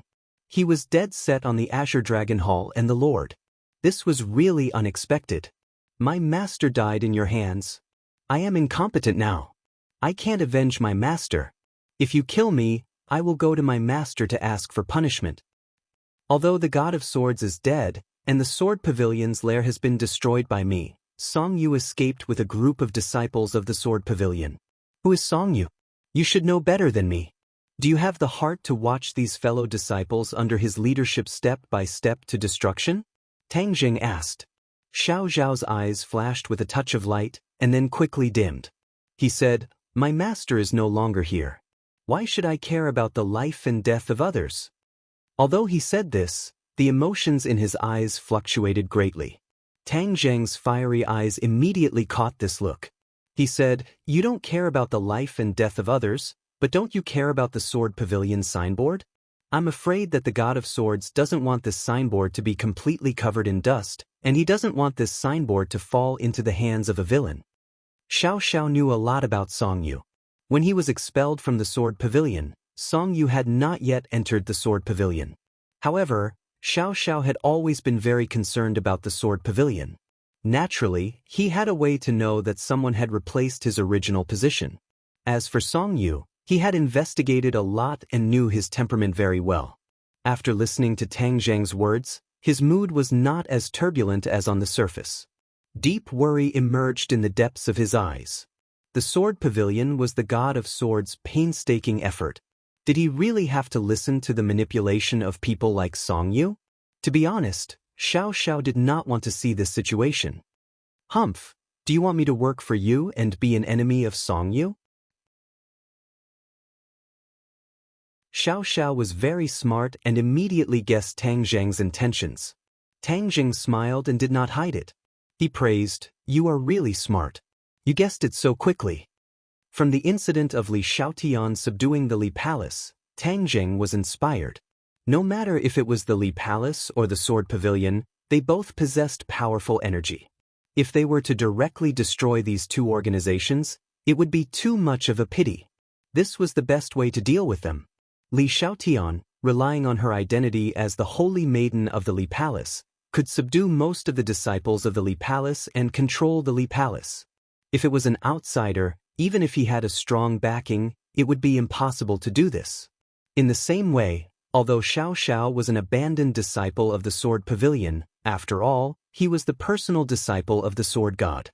His identity was not ordinary, so he was also likely to control the powerful force of the Sword Pavilion. Seeing that Tang Jing did not deny it, Xiao Xiao snorted and said disdainfully, "You are dreaming. You killed my master, but you still want me to obey you. Do you think it is possible? Unless it is the next life." "So determined?"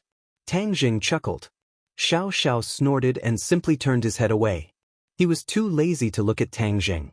But his attitude had shown that he would not obey Tang Jing at all.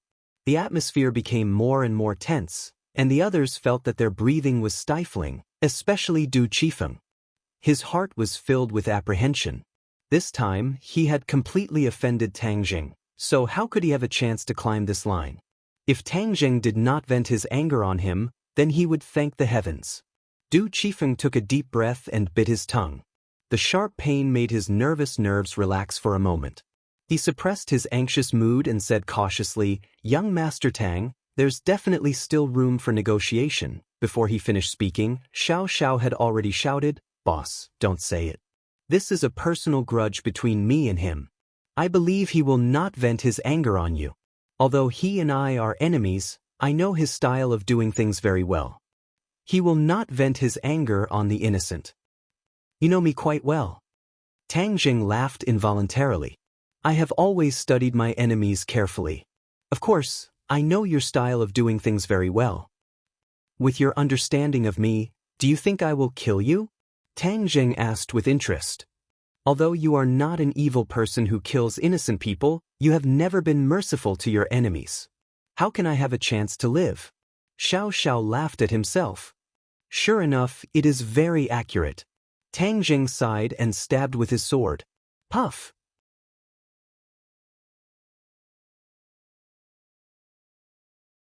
Chapter 1002. The picture froze.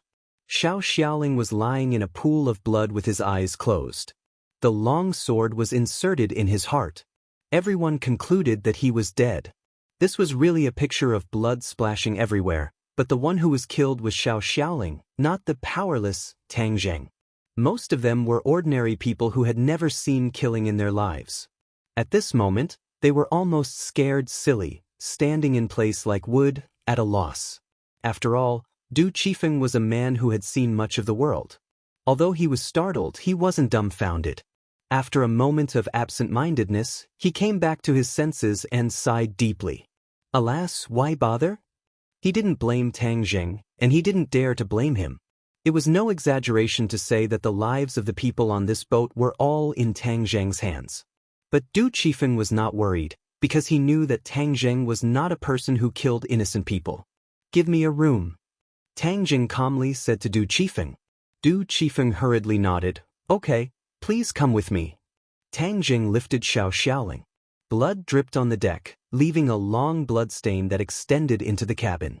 The others stared at all this with their mouths agape, unable to speak for a long time. Watching several people disappear into the yacht, the others were finally able to breathe a sigh of relief. They looked at each other with pale faces. "Brother Wang, what exactly is your junior brother doing?" Someone couldn't help but ask. Wang Guanchuan shook his head. He had already guessed that Tang Jing was extraordinary, but he didn't expect him to kill people. This was too much of an impact on his three views. The yacht was filled with a chilling and frightening atmosphere. Inside the cabin, Du Qifeng was stopped outside the door. Lu Qingmei stood at the door as a bodyguard. No one could get close. Du Qifeng wanted to find some topics to break the silence, but looking at Lu Qingmei's beautiful face, he felt that all words were pale and powerless. He remembered very clearly that Lu Qingmei didn't even blink in the face of that scene. Sure enough, none of the people around young Master Tang are easy to deal with. Even this seemingly weak beauty is not an ordinary person. Du Qifeng was filled with emotions. Although he was usually in high spirits, he also felt a sense of pressure in front of Lu Qingmei. Thus, he said embarrassedly, "Just let me know if you need anything. I'll be right outside." Lu Qingmei nods solemnly. Du Qifeng turns around and leaves. When Du Qifeng came to the deck, the others gathered around him and started asking questions. "Boss, what's going on? Who is that person? How dare he kill people? Yeah, this is murder. What should we do? I saw that he didn't even blink. Will he kill us?" Seeing that everyone was still in a state of shock, Du Qifeng reached out his hand and pressed down. The others immediately quieted down and looked at him with burning eyes. "Don't worry, everyone. There will be no problem with your personal safety. That's just a personal grudge between young Master Tang and Xiao Xiaoling. Young Master Tang is clear about his grudges and will never involve the innocent." Du Qifeng comforted. "But that's murder? Isn't he afraid of leaking the news and then silencing us?" Du Qifeng laughed. His eyes narrowed into two slits. He said, "If anyone wants to report young Master Tang, go ahead, but I guarantee that he will regret it." I don't dare." Everyone quickly waved their hands in panic. Du Qifeng saw that Wang Guanxuan didn't say a word. He patted him on the shoulder and said, "Don't let your imagination run wild. Your junior brother is not simple.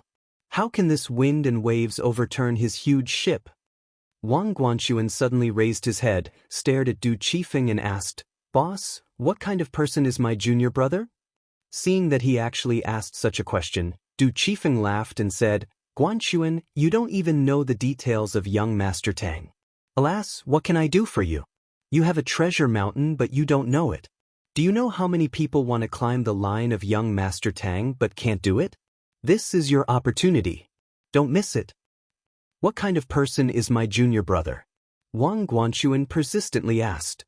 Du Qifeng thought for a while and said in a deep voice, "His glorious deeds can't be explained in a few words, but you just need to remember that he's someone we can't afford to offend. Someone once made an enemy of him, but in the end, they disappeared and turned into the dust of history. The Chu family and the Song family in the capital are one of them." The Chu family and the Song family in the capital? These words exploded in everyone's ears like thunder, making them feel dizzy and disoriented. There were huge waves in their hearts. Although these two families were too far away for ordinary people, there were many rumors on the streets. They had heard a few words and knew how powerful these two families were. Some time ago, the news of the two families' sudden destruction had become the topic of conversation during their leisure time, but they didn't expect that the person who caused this change was standing in front of them. This matter was far more shocking to them than just killing someone, because to do this was a million times more difficult than killing a person. Everyone looked at each other and couldn't speak for a long time because they really couldn't find words to describe their mood. Du Qifeng was not surprised by their reaction. He warned them, "Now you understand my good intentions, right? So keep your mouths shut. This is the only way to protect yourself. Otherwise, don't blame me for not warning you if you get into trouble in the future." Everyone was like a chicken pecking at food. They kept nodding and said in horror, "Understood, boss, don't worry, we will never say half a word." "What is young Master Tang doing now?" Someone glanced at the cabin and asked curiously. Du Qifeng was also very curious. He turned his head and looked at it. He quickly warned, "Don't inquire about what you shouldn't know." In fact, he was also very curious about what Tang Zheng was doing. What was Tang Zheng doing? After he put Xiao Xiaoling down, he put a few wounds on him to stop the bleeding. Xiao Xiaoling's life was hanging by a thread, and his vitality was almost completely cut off. That sword pierced his heart. If it weren't for his profound skill, he would have died. But in the face of modern medicine, the injury of this sword was still fatal. There was no effective way to save his life. However, Tang Zheng was a person who repeatedly created miracles. When he stabbed that sword, he already had a plan in mind. Therefore, he calmly took out a 9 turns soul return pill, pried open Xiao Xiaoling's mouth, and stuffed it in. The 9 turns soul return pill melted in his mouth and turned into a warm current that spread from his throat to his whole body, quickly exerting its medicinal effect. The wound in his heart was healing rapidly. The 9 turns soul return pill made this dying body glow with a strong vitality, just like a withered tree in spring. Ah! A cry of surprise came out of Xiao Xiaoling's mouth. He was like a suffocating person who suddenly breathed a mouthful of air. He suddenly opened his eyes, sat up, greedily took a big breath of air, and made a sound in his throat. His eyes were straight, and his scattered sight gradually focused, and he saw everything in front of him again. Just now, he had always thought that he was going to die, and even felt that he had seen the legendary underworld. In this life, as an assassin, he didn't know how many people had died in his hands. This time, he died in the hands of Tang Jing. He didn't have much resentment. This was his destiny. He had already understood this. In fact, it was good to die. He could go to see his master and his fellow disciples. With them, he could find a real home. But somehow, as if there was an invisible big hand suddenly appeared, tightly grasping him. This force was so great that it directly pulled him back from the gates of hell. Xiao Xiaoling saw everything in front of him clearly and found that Tang Jing was looking at him with a smile. He was shocked and subconsciously stepped back, exclaiming, "What's going on? Am I not dead? Then do you think you are dead or alive now?" Tang Jing shrugged and asked. As an assassin, Xiao Xiaoling certainly knew the means of killing people very well. The sword pierced his heart, and there was no possibility of survival. He suddenly bowed his head, and the clothes on his chest were dripping with blood. He quickly tore off his clothes and exposed his chest. Although his chest was covered with blood, there was no trace of a wound. He couldn't believe it. He kept groping around but still couldn't find a wound. As if he had seen a ghost, he shouted, "What's going on? Don't you want to die? I'll help you." Tang Jing said lightly, "Then why am I not dead now? You've already died once. This new life was given to you by me. You'll listen to me in your next life. This is your next life. As an assassin, you should keep your promises. Now, it's time to fulfill your promise." This was Tang Jing's plan. Xiao Xiaoling was a talent, and he was once a disciple of the Sword Pavilion. It was most effective to use him to deal with Song Yu, who was erratic. Although he thought that Song Yu couldn't make any big waves, he didn't intend to take it lightly. There were too many salted fish turning over. Song Yu, this salted fish, may also turn over. Of course, he wouldn't give Song Yu this opportunity. Moreover, if Xiao Xiaoling unified the Sword Pavilion, the strength of the Lord would be weakened again, making him a commander without an army, which would be much easier to deal with. Xiao Xiaoling was stunned. His life was indeed saved by Tang Jing. Did he really have to surrender to him? Suddenly, he was in a dilemma and didn't know what to do. "If you want to break your promise, then I'm wrong about you." "Humph, what cold-faced assassin. It turns out that you are a person who doesn't keep his word. The Sword Pavilion has cultivated such a person. Hee, the Sword God's reputation is nothing more than this." Tang Jing said coldly, "You are not allowed to insult my master." Xiao Xiaoling's temples bulged high, and his eyes stared at Tang Jing with fire. Tang Jing was not afraid at all. Xiao Xiaoling's momentum gradually weakened. His heart turned 1,000 times and finally he powerlessly hung his head. "Tell me your decision." Tang Jing roared, as if his voice was deafening.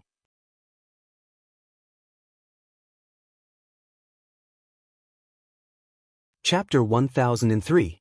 When the voice fell, Xiao Xiaoling's momentum changed greatly. Because at this moment he had let go of the obsession in his heart, and his heart had undergone a tremendous change. Tang Jing was satisfied and looked at Xiao Xiao with a smile. He had already expected that he would agree. He was such a person. Suddenly, Tang Jing's face changed slightly. He stared straight at Xiao Xiao and found that his momentum was still changing rapidly, becoming more and more fierce, like an unsheathed sword, with sword-like eyebrows and starry eyes, adding more momentum. "Your cultivation is about to break through." Tang Jing certainly understood what this situation meant. He didn't expect that the transformation of Xiao Xiaoling's soul would cause an earth-shaking change in his power. Actually, this was not something inconceivable. After all, the change in one's state of mind was closely related to one's cultivation. His transformation this time was equivalent to a new life, throwing away many of the shackles of the past. Xiao Xiao was also surprised. He didn't expect that there would be such a miraculous effect after he unloaded his burden. Ever since he was defeated by Tang Jing, he had been working hard and cultivating diligently. He had already reached the 9th grade of the Khanate realm, which was already very impressive. Now that he had the opportunity, he was going to break through to the martial scholar realm. This was a crucial step for any martial artist. Greater is equal to greater is equal to greater is equal to greater is equal to. He gradually calmed his mind and concentrated on circulating his internal energy. He could hear the sound of his internal organs rumbling like a flood, while his bones and tendons emitting crackling sounds. A moment later, this strange sound gradually disappeared, and Xiao Xiaoling had completely transformed. He broke through the shackles of cultivation in one fell swoop and reached the 1st grade of the Supreme Power Realm. Xiao Xiao took a deep breath. He couldn't believe it. He touched it left and looked at it right. The Grandmaster realm that he had been looking forward to came unexpectedly, which was completely different from his imagination. The most important thing was that all this was equivalent to thanks to Tang Jing. This gave him mixed feelings and a strange feeling. Congratulations. Tang Jing beamed. Xiao Xiao took a deep look at him, and finally resisted the impulse to speak ill of him. He simply said, "Thank you."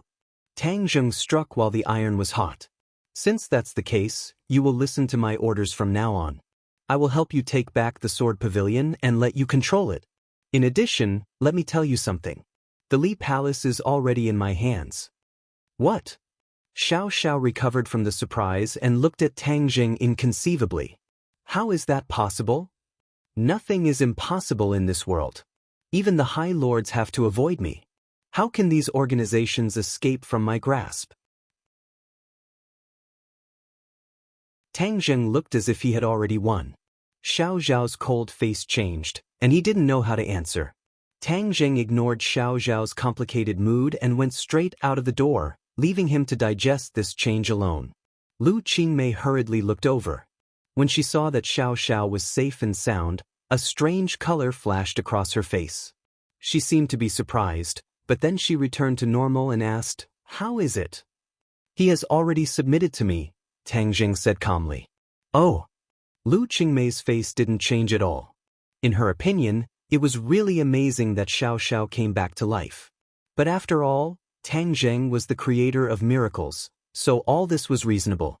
Tang Jing and Lu Qingmei came to the deck and found that other people were looking at them. Their eyes were very complicated. Du Qifeng hurriedly greeted them.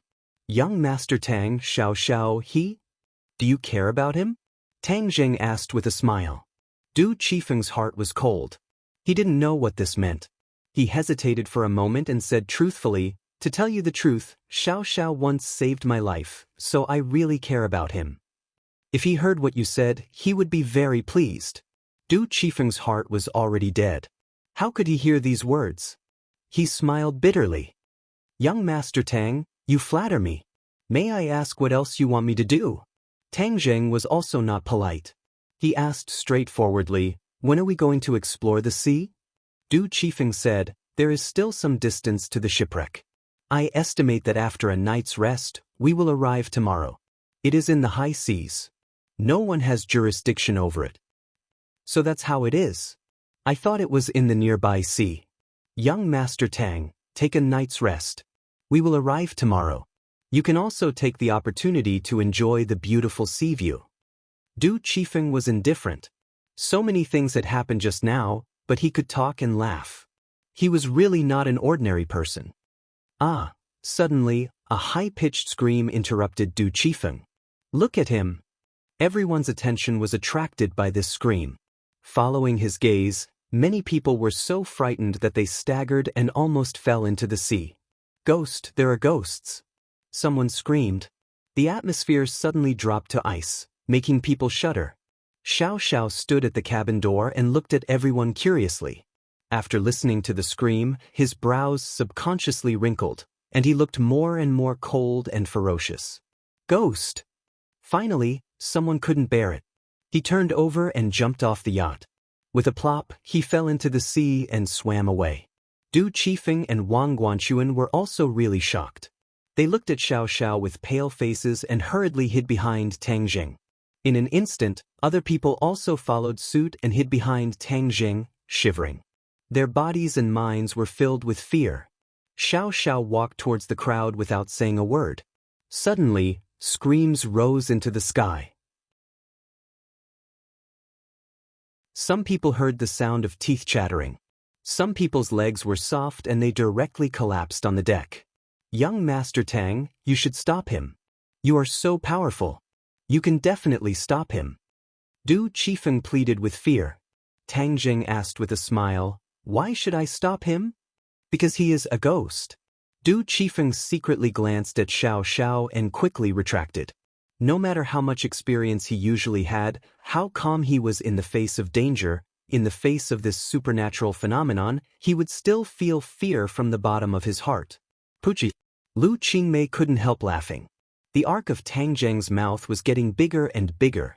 Xiao Xiao had already walked in front of several people and asked, Mr. Du, I am not a ghost. You are not a ghost. How is it possible? You were clearly dead just now. Du Qifeng was still in shock. Xiao Xiao was speechless and looked at Tang Jing for help. Tang Jing turned sideways and let the others face Xiao Xiao. In an instant, several people were scared and fell to the ground, trembling like a sieve. Mr. Du, look at me. Xiao Xiao grabbed Du Qifeng's hand. Du Qifeng trembled violently, as if he had been electrocuted. Suddenly his eyes changed slightly. How could Xiao Xiao's hand be hot? Weren't the ghost's hands cold? Du Qifeng gradually calmed down. He slowly raised his head and looked at Xiao Xiao's eyes. Those eyes were indeed full of vitality. Where was the ghost? He was really not dead. Du Qifeng's mouth opened so wide that he could almost stuff a duck egg in it. He looked at Xiao Xiao incredulously and asked, didn't that sword just pierce your heart? And you lost so much blood. Why are you alive and kicking now, as if nothing had happened? Xiao Xiao didn't answer, but focused his eyes on Tang Jing. Du Qifeng's heart moved. Was all this young Master Tang's credit? Just now, he took Xiao Xiao into the cabin to save him. But after a while, he came out. That was a fatal injury. How did he do all this? This was simply the reincarnation of Hua To. Du Qifeng scratched his head, but he couldn't figure out how all of this was done. The gaze he looked at Tang Jing became more and more complicated. He was completely in awe of Tang Jing's unfathomable methods, and his admiration was like a torrential river. Others finally understood that this person was not dead at all. He was not a ghost at all. They were afraid in vain. However, their thoughts were also the same as Du Qifeng's. How did this happen? Well, don't be afraid. He's not dead. He's just injured. Now his injury has healed. He's a living person. Tang Jing saw that the time was almost right, so he finally said aloud to ease everyone's tension. The group of people seemed to have eaten a calming pill as they finally revealed an expression of relief. Since he was not dead, then everything was fine. Originally, some people were worried that Tang Jing would kill them to silence them, but now it seemed that they did not need to worry about that. Looking at his colleague who had swam a long distance, Wang Guanchuan hurriedly shouted, "Come back. It's all right. Everything is just a false alarm." The man turned his head from a distance and saw a group of people looking at him with a smile. Only then did he realize that it was a misunderstanding. He swam back in embarrassment. This farce came to an end for the time being. Tang Jing and Lu Qingmei snuggled up to the bow of the ship and watched the sunset. Many other people looked at them from a distance, but no one dared to disturb them. Du Qifeng took Xiao Xiaoling back to the cabin. Before he had time to speak, Xiao Xiaoling had already said, "Mr. Du, after this time, I'm afraid I can't follow you." Du Qifeng was surprised and said, "Why?" "Because I want to go with Tang Jing." "Ah, go with him? Aren't you life and death enemies?" "That's already a thing of the past. Now it's different," Xiao Xiaoling said bitterly. "What's the difference?" Du Qifeng was ready to break the pot and ask to the end, because it was too difficult to find such a powerful bodyguard like Xiao Xiaoling. He didn't want to let him go unless he had to. Because Tang Zheng will definitely let me go, so I'll remind you in advance. Du Qifeng's face was stiff. This sentence was like a huge stone pressing down on him. No matter how many words he had to persuade him, they were choked in his throat. There was no way to spit them out. You and him? Du Qifeng asked hesitantly. You'd better not inquire about me and him. In a word, thank you for taking care of me during this time. Xiao Xiaoling sighed. Du Qifeng heaved a long sigh and understood that things had come to this point and couldn't be disobeyed. He patted Xiao Xiaoling on the shoulder and said, "Well, young Master Tang is a very powerful person. It's good for you to follow him. We are also acquaintances. I hope you can say more good words in front of young Master Tang in the future."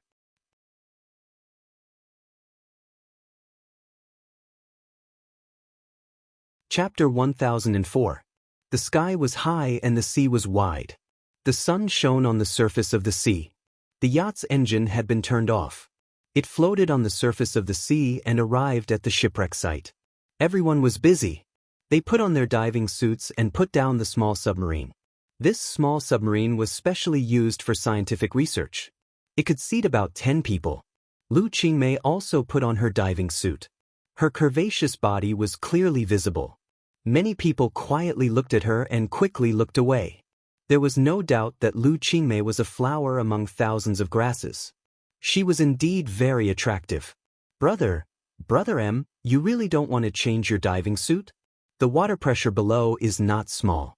In a while, we will leave the submarine and enter the cabin.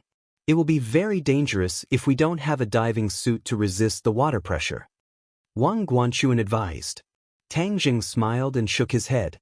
Don't worry, I have my own way. Seeing him so confident, Wang Guanchuan couldn't continue to persuade him. He could only say, then if you feel that it's not appropriate, you can stay in the submarine. Tang Jing smiled and didn't comment. The group of people dressed up. Du Qifeng gave everyone a pre-war motivational speech. It was a passionate speech that made people's blood boil. Get on the submarine. Let's go. With an order, 10 people sat on the submarine. The submarine started. Wang Guanchuan sat in the main control seat and drove the submarine bit by bit to the bottom of the sea. The submarine had portholes. Through the special glass, they could see the scenery outside. The blue sea water rippled outside the porthole. Occasionally, a group of tropical fish swam by. It was a beautiful scene that made people feel relaxed and happy. It's so beautiful. Lu Qingmei couldn't help but praise. She held Tang Zheng's hand. Tang Zheng patted her hand and said, "Let's go outside later. It will be even more beautiful." Lu Qingmei nodded happily. She leaned on his shoulder as if there was no one else around. She enjoyed the beautiful scenery outside. She felt that at this moment, she was really happy to the extreme. They dived deeper and deeper. There was no sunlight around. It was dark. The submarine turned on the headlights to guide the way forward. Suddenly, a black shadow passed in front of the submarine and set off a wave. The submarine shook a few times. The crowd exclaimed, "What's going on? What was that thing just now? It seemed huge." "Yeah, I didn't see it clearly. What exactly is it?" Fear spread through the crowd. Wang Guanchuan remained calm and said loudly, "Don't scare yourself. It's definitely just a big fish. We have submarines. What are you afraid of?"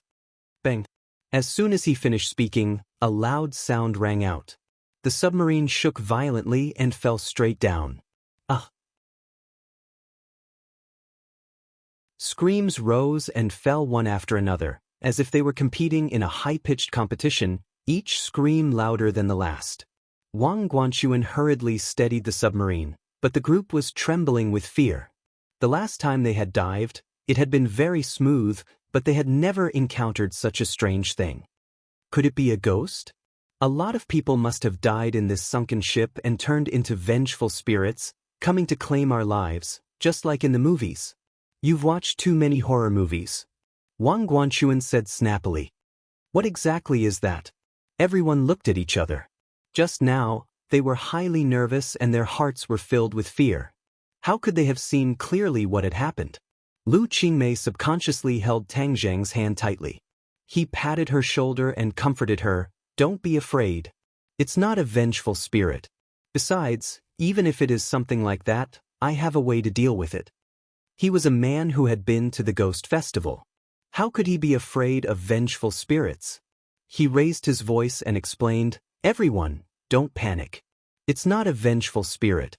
It's just a shark." Shark? Tang Zheng nodded. Yes, it seems to be a great white shark.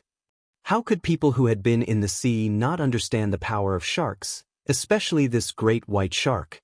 It definitely had a strong attack power. It was even more frightening than the vengeful spirits. Everyone's faces were pale. Even Wang Guanchuan trembled as he said, "How could we be so unlucky?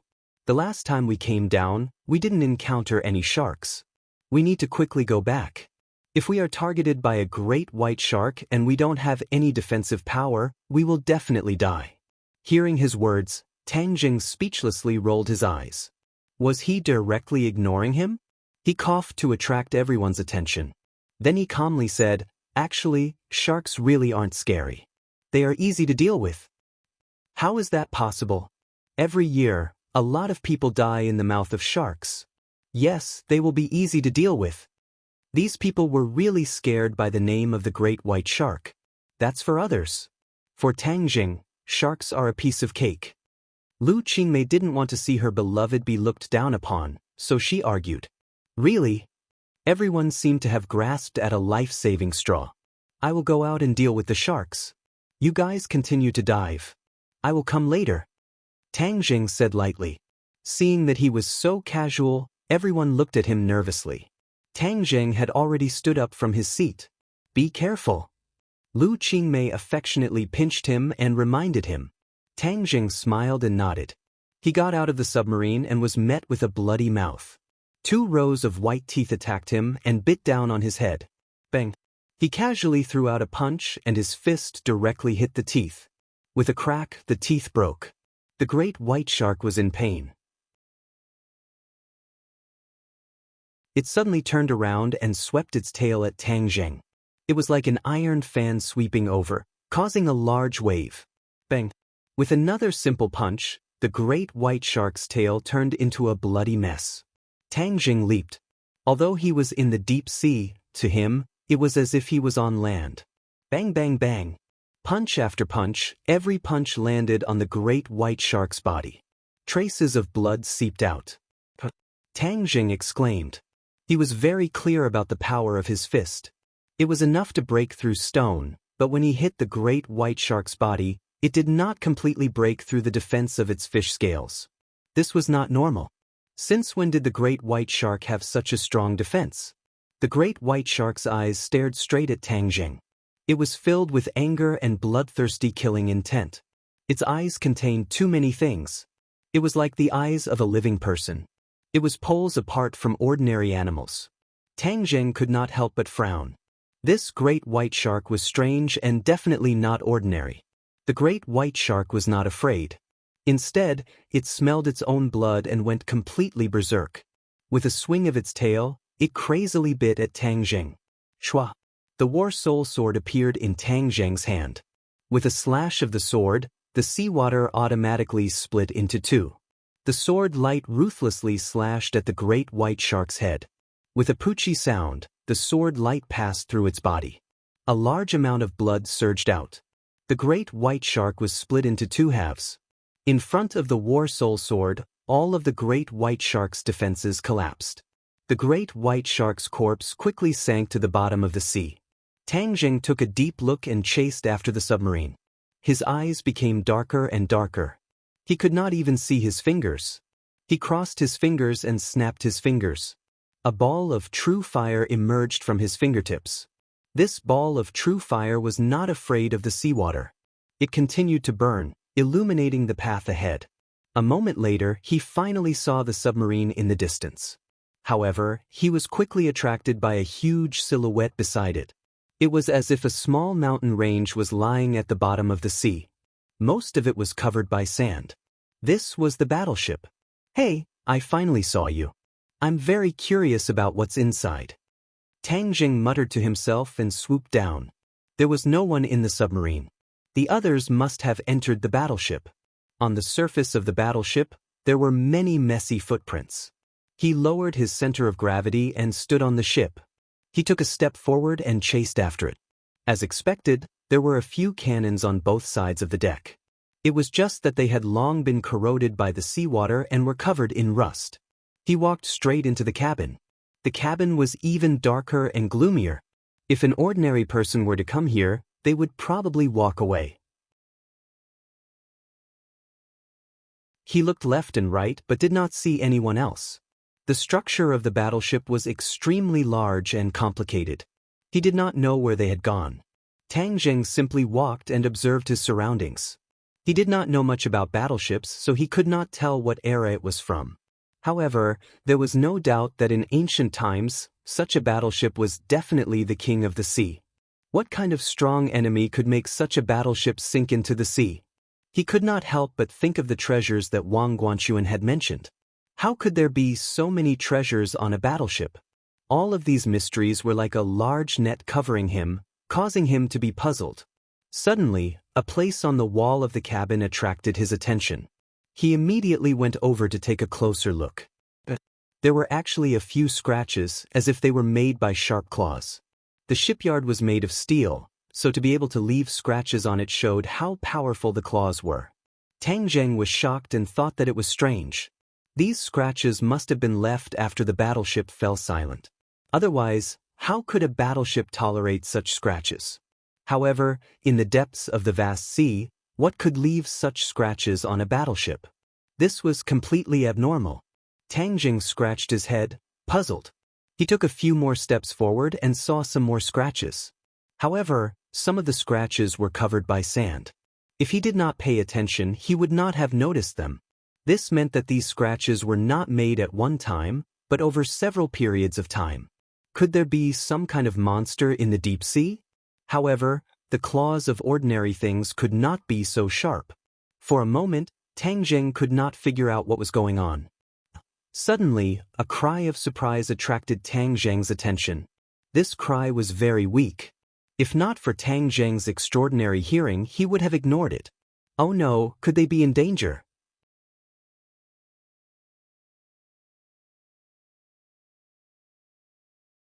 Chapter 1005. Tang Zheng passed through layers of cabins and came to the bottom of the battleship. Suddenly, a black shadow rushed towards him. Tang Zheng's heart trembled. He stretched out his hand and grabbed the other party. Ah! A scream sounded. Tang Zheng's head loosened. It turned out that the black shadow was a person. He finally saw clearly that it was one of his own people. However, he was wearing a diving mask so he couldn't see his face clearly. The other party was clearly terrified. They bared their fangs and brandished their claws. They kept waving their arms and screaming. "Don't panic. What happened?" Tang Zheng shouted. It was like the morning bell and evening drum exploding in his ears.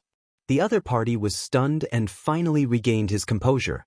When he saw Tang Zheng's appearance clearly, he couldn't hide the surprise in his eyes. He cheered.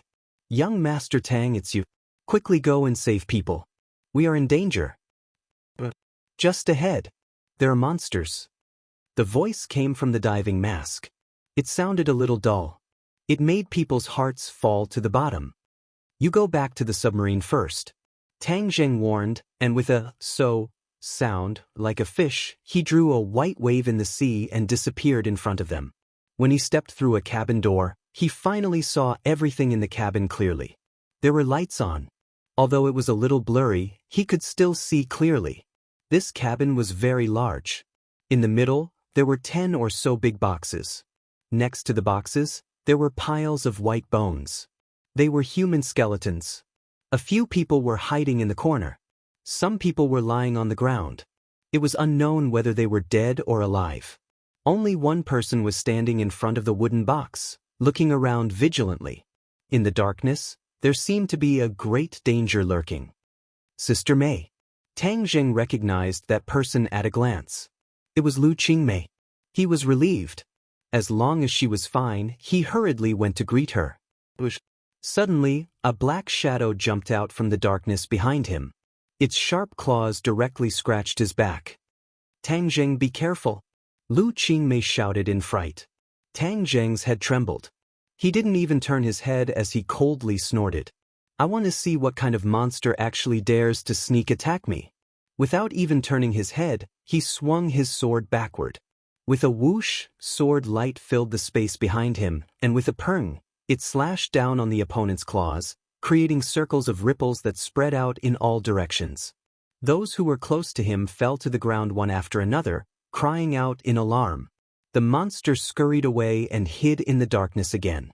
Lu Qingmei rushed over and asked with concern, "How are you?" Tang Jing shook his head. He looked at her and asked, "What about you? Are you hurt?" Lu Qingmei smiled and said, "I'm not hurt. It's just that the gift you gave me is ruined." She spread out her hands and there were a few pieces of broken jade lying on her palms. These were the jade pieces that Tang Jing had given to a few of his family members for self-protection. She didn't expect that they would come in handy this time and save her life.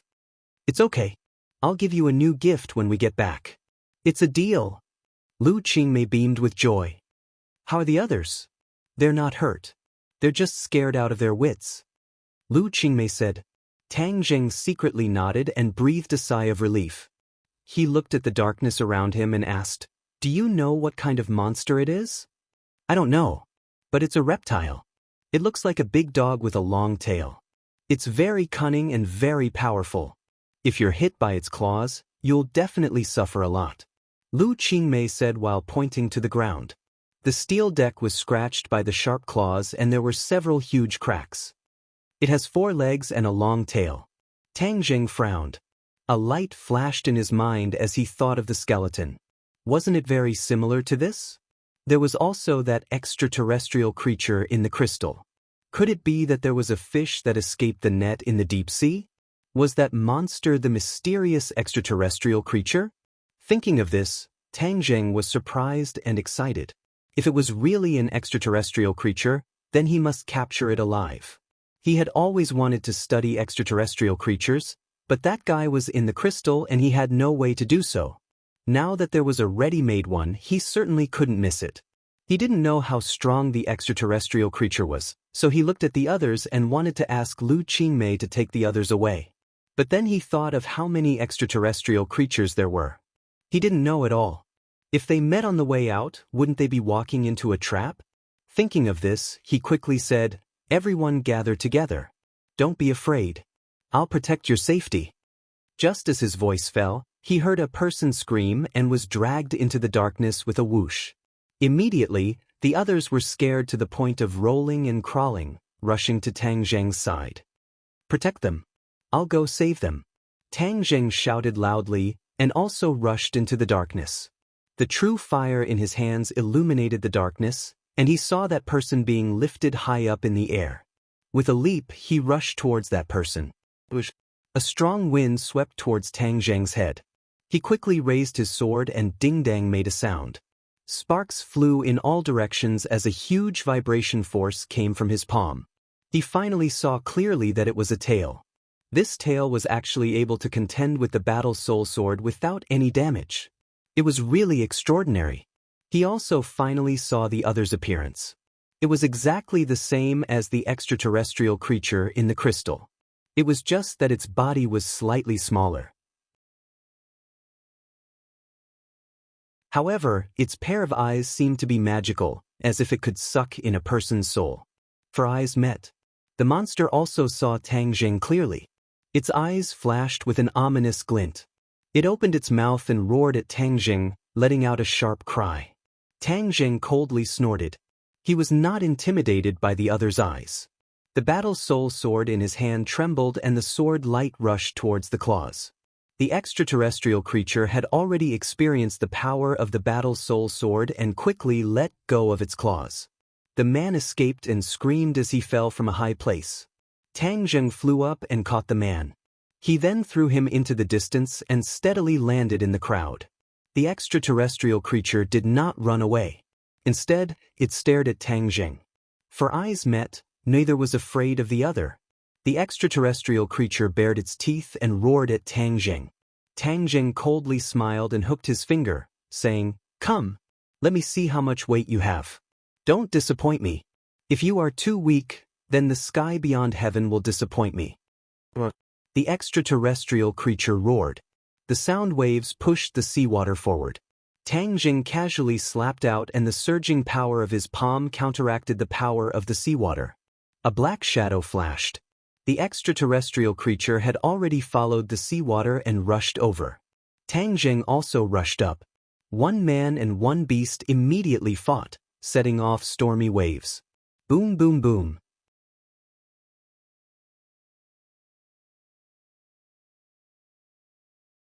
Chapter 1006. Looking at the jewels scattered all over the ground, everyone's eyes lit up, but no one dared to come forward to snatch the jewels. Wang Guanchuan worriedly looked at the fierce battle and asked, "This monster is too fierce. Is Tang Jing its opponent?" Lu Qing proudly raised her head and said without hesitation, "How can this monster hurt him? He is the most powerful." Obviously, in her heart, the person she loves is omnipotent and invincible. Wang Guanchuan bitterly smiled, his heart almost jumped to his throat. If Tang Jing failed, then they would not be able to escape from this monster's evil hands. After a fierce battle, Tang Jing gradually came to a conclusion that this foreign creature was indeed powerful. Whether it was its claws or that barbed tail, they were all like weapons. It was actually able to contend against the War Soul Sword, which showed its power. This guy is probably a cub, much smaller than the one in the crystal stone, so its strength is naturally greatly reduced. I don't know how powerful it will be when it grows up. Tang Jing understood and was full of confidence. He was not prepared to continue to delay, and was ready to cut the Gordian knot and capture it alive. Suddenly a voice sounded in his mind. Master Dash. This voice was very choppy, like a child who had just learned to speak. Tang Jing was startled, and his movements subconsciously slowed down by half a beat. The alien took this opportunity to launch an attack, and its tail brought a wave of water to stab at him. The tip of its tail shone with a cold light, making people feel intimidated. "I am Xiao Bai." The voice sounded again. Tang Jing suddenly realized and was overjoyed. Xiao Bai, it could actually speak. His divine sense immediately extended into the Sumeru world, and as expected, he saw that little white had awoken. It was staring at him with its big round eyes.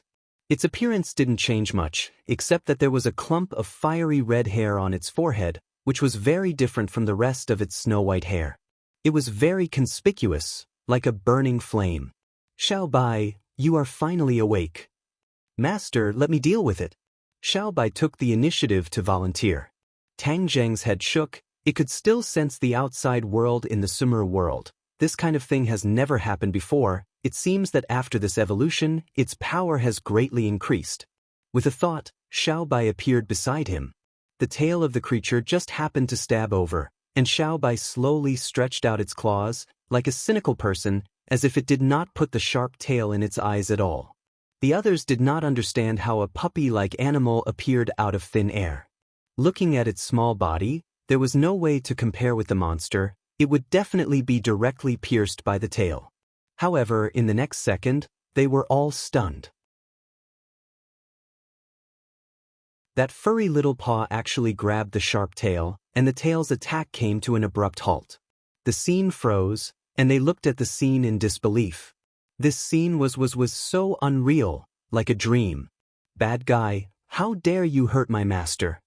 Xiao Bai spoke the human language, and with a wave of its little claws, the creature involuntarily flew up like a kite, spinning in midair.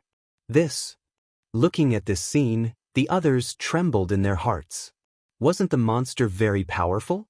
How could it become so weak that it could not even withstand a gust of wind? Xiao Bai let go of its claws, and the creature flew like a cannonball into a distant wall. With a bang, the wall collapsed, and a large hole was created. Xiao Bai proudly clapped its little claws, and jumped onto Tang Jing's shoulder, holding his head, and said proudly, "Master, am I very powerful?" For a moment, Tang Jing was not used to Xiao Bai speaking the human language. After a moment of surprise, he nodded bitterly, "You are indeed very powerful." "Of course." Xiao Bai proudly raised its head, without any sense of modesty. The others heard the conversation between the two sides, and their expressions were very strange. It was clearly an animal, so how could it speak? Was it a spirit? Suddenly, a huge black shadow rushed over. Xiaobai did not look back and stepped back, landing on the body of the creature. With a cry, the creature seemed to have suffered a great deal of damage, and with a roar, it flew out again like a cannonball. This time, it was completely silent, and no one knew whether it was dead or alive. Let's go and take a look. Tang Zheng was afraid that Xiaobai did not know the severity of the situation and directly killed the creature, so he hurriedly chased after it, only to find that there was a mess under his feet and there was no sign of the creature. It was not afraid of Tang Zheng, but in the end, it was frightened by Xiaobai's casual attack and fled. We can't let it escape. I must find out what is going on, Tang Zheng said in a low voice. Xiaobai imitated his normal tone and snorted, "How can we let it escape? I will go catch it." After saying this, it jumped off Tang Zheng's shoulder and disappeared into the darkness in the blink of an eye. The rest of the people gathered together timidly and asked nervously, "Young Master Tang, can that monster escape?" Tang Zheng smiled faintly, "With Xiaobai chasing after it, it won't be able to escape even if it has wings." "What kind of animal is that Xiaobai? How can it speak?" someone asked, trembling with fear. Tang Zheng smiled but did not say anything. Boom boom boom. Suddenly, the sound of an intense battle came from an unknown direction, causing the cabin to tremble. The sand on the ground also quickly rose up, causing the seawater to become turbid. Tang Zheng's expression changed slightly. "We must quickly leave this place. The battleship is about to collapse." The others were shocked. If the battleship collapsed, they would be buried alive, so they all rushed towards the exit. Tang Zheng had just taken a step out when he retracted his foot, turning his head to look at the jewels on the ground. Since they were already here, it would be a sin to let the jewels be covered in dust. Thus, he turned around and arrived in front of the jewels. Other than the jewels on the ground, there were several boxes that were still intact. The others had already escaped, so they did not see him stay behind. Thus, he quickly activated Sumer World. With a flash of light, the jewels on the ground were all sucked into Sumer World. The battleship shook more and more violently, so Tang Zheng quickly chased after them. Boom! When everyone escaped from the battleship, a loud sound came from the battleship, followed by creaking sounds. The battleship was falling apart at a speed visible to the naked eye, disintegrating and collapsing. Finally, with a loud rumble, it turned into a pile of ruins, splashing up sand and sand, causing the seawater to become turbid. Everyone ran far away, frightened. Many people's hearts sank, guessing that the monster and Xiaobai had perished together. Everyone subconsciously looked at Tang Zheng, but found that he was calm as if nothing had happened, as if he was not the least bit worried about Xiaobai's safety. Of course, he was not worried, because he was very sure that this little bit of danger would not be able to stop Xiaobai. Sure enough, a ball of light lit up from the turbid seawater, like a ball of flame, quickly escaping from the turbid seawater, gradually approaching. Flame! Someone exclaimed. That ball of light turned out to be a ball of fiery red flame, swaying with the waves. Everyone's reaction was very interesting, cowering and hiding behind Tang Zheng, afraid that some danger would appear again. Tang Zheng was calm and composed, indifferently looking at the ball of flame that was getting closer and closer, because he had already guessed what was going on. "Xiaobai!" he softly shouted. In this deep sea, he seemed to have turned into a fish, able to breathe freely, and naturally could speak without hindrance. The others did not have this ability. If not for wearing a diving mask, perhaps they would not have been able to say a word. Xiaobai cheered, jumping out of the turbid seawater. The fiery red hair on its forehead turned into a ball of flame, swaying gently, and in its small claws was a captive, an extraterrestrial creature. It seemed to have completely lost the ability to resist, like a dead dog, being dragged by Xiaobai, dragging a long trace on the ground. Its pair of eyes dimmed a lot, but as if there was still magic, it was easy to be trapped in them. This bad guy still wanted to escape, but in the end, I still managed to drag him out. It's just that he kept on resisting, and in the end, I taught him a lesson. Now, he's obedient. Little White pointed at the defeated general and said proudly. The extraterrestrial creature unwillingly stared at Xiao Bai, but there was nothing it could do. Humph, are you still not convinced? Xiao Bai pouted, and its small claws seemed to be gently patting, but when it fell on the extraterrestrial creature, it immediately let out a sharp scream. The unwillingness and anger in its eyes immediately disappeared. That's right, he is my master. If you dare to disrespect him, humph, I will break your bones and use them to make soup. Xiao Bai said fiercely. The extraterrestrial creature was so scared that its whole body trembled, and it shrank into a ball, no longer looking as arrogant as before.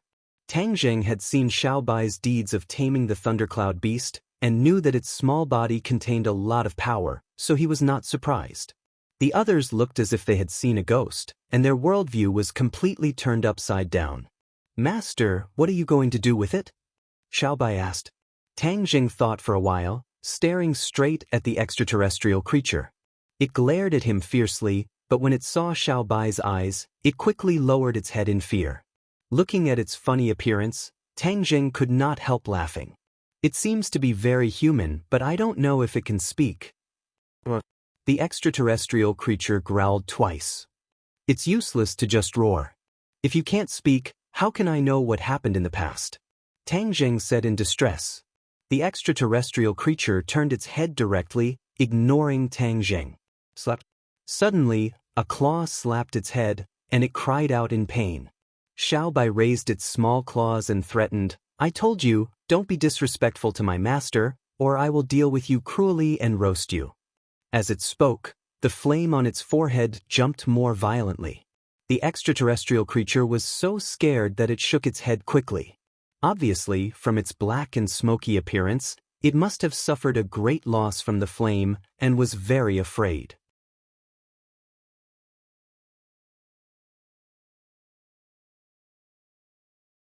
Chapter 1007. Xiao Bai was domineering and mighty, making the extraterrestrial obedient. The others looked at each other in dismay when they saw the strong contrast between the two. What was going on? The world was changing too fast, and they couldn't keep up. Since they couldn't get any answers, and the battleship had been destroyed, it was better to go back first. So, Tang Zheng told Xiao Bai, look after it. If it dares to do anything, punish it severely. Don't worry, if it dares to move, I'll roast it. Xiao Bai grinned at the extraterrestrial as if he was sneering. The extraterrestrial trembled and curled into a ball, looking at Tang Zheng with eyes full of resentment. Let's go, there's no need to investigate here. Let's go back first. Tang Zheng said. The others looked at each other. This time, they came for the jewels, but now that the battleship had collapsed, the jewels were buried below. In addition, this place was too strange. If another monster appeared, there would be no place to cry. So, no one had any objections and they all went into the submarine. Wang Guanchuan once again drove the submarine, suppressing the stormy waves in his heart. He carefully controlled the submarine and floated up little by little. However, many people, intentionally or unintentionally, secretly looked at Xiao Bai and the extraterrestrial at the back of the submarine. When their eyes met the extraterrestrial's eyes, their hearts trembled, and they quickly looked away. Junior brother, this monster is wild and difficult to tame. Will there be any problems if you bring it back? Wang Guanchuan asked worriedly. Tang Zheng smiled faintly and said, Brother Wang, didn't you always want to know what kind of animal the skeleton was?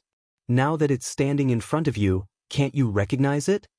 Wang Guanchuan was startled, and subconsciously turned his head to look, just in time to see the monster looking at him. He was frightened and hurriedly withdrew his gaze, and asked suspiciously, It's somewhat similar, but are you sure? Of course, this guy and that skeleton are of the same kind, so there must be a connection between them. It's just that it's not clear yet, but I believe that in time, there will definitely be a way to find out. Tang Zheng vowed. Wang Guanchuan was surprised and asked, Where exactly did this monster come from? Tang Zheng smiled and said, The answer to all the mysteries will be revealed. Don't be impatient.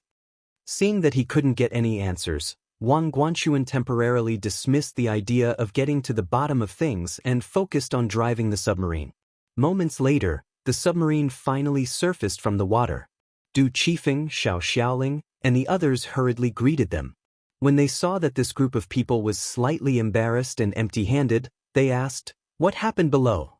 "We have detected intense activity and loud noises coming from the bottom of the sea." "It's a long story. Let's go up first."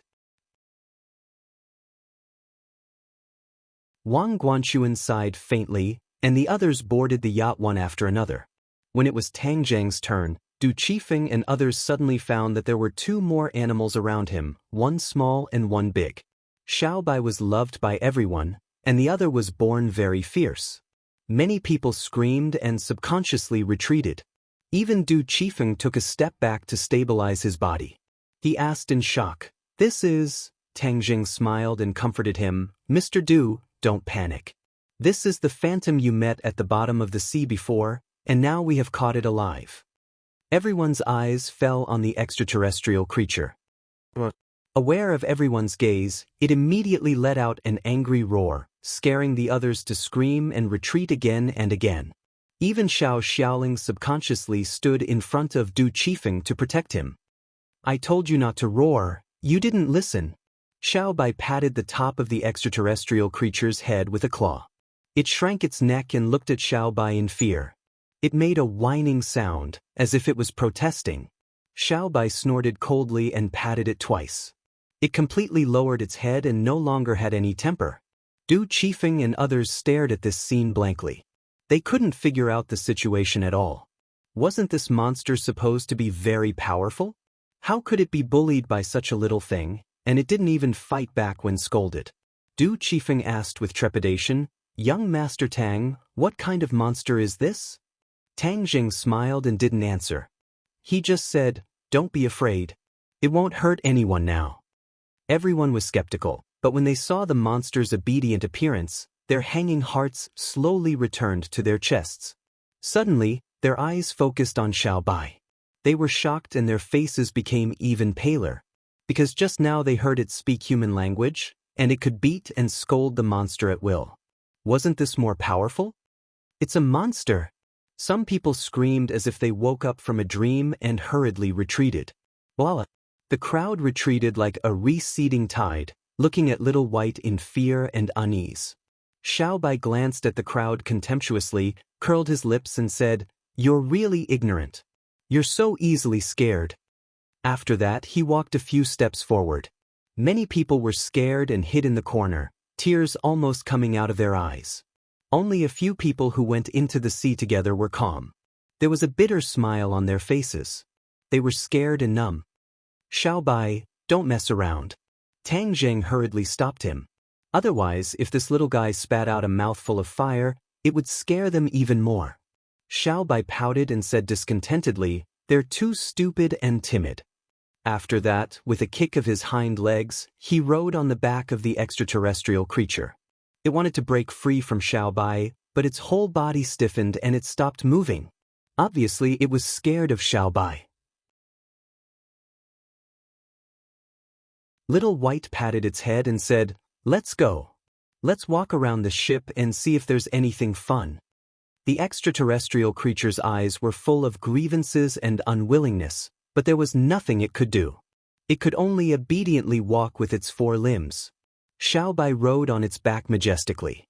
He glanced at the crowd like a king patrolling his territory, leisurely and leisurely. Some people saw the monster walking towards them and were scared out of their wits. They collapsed on the ground like a pile of mud, unable to move. But the monster didn't even look at them.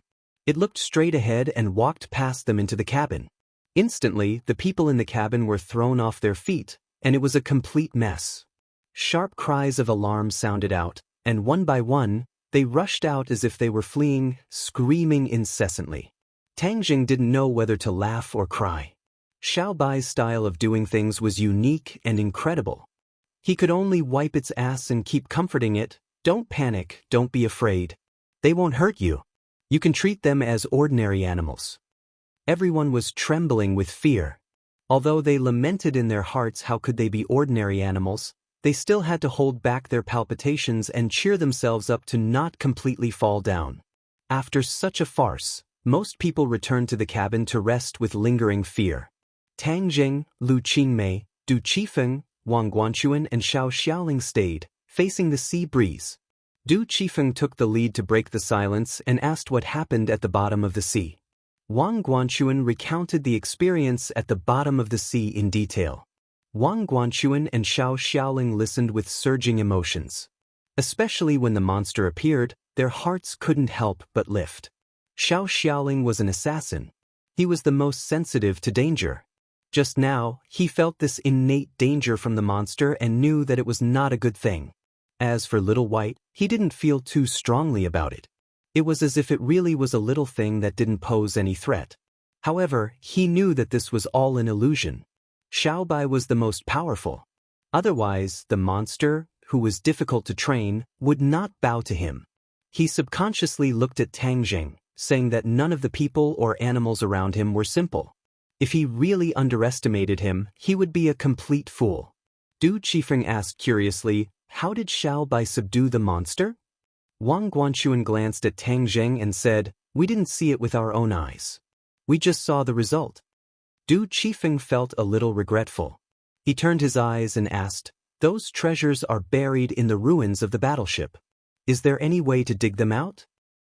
Unless we use large machinery, it's impossible. But it's in the deep sea. There's no such machinery at all, so… Wang Guanchuan didn't continue, but the meaning was very obvious.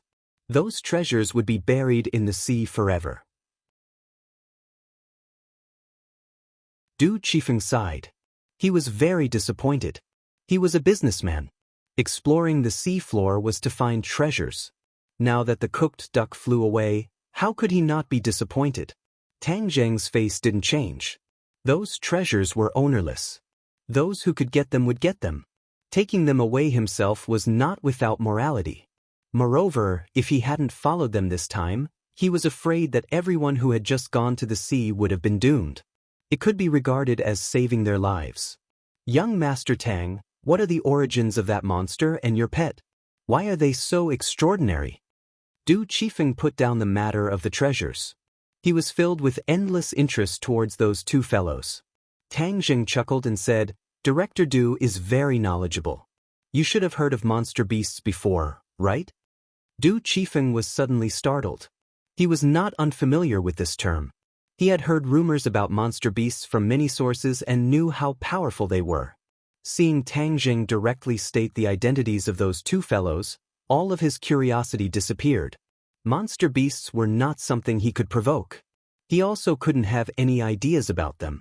Otherwise, it would be too late for regrets if he ended up dead.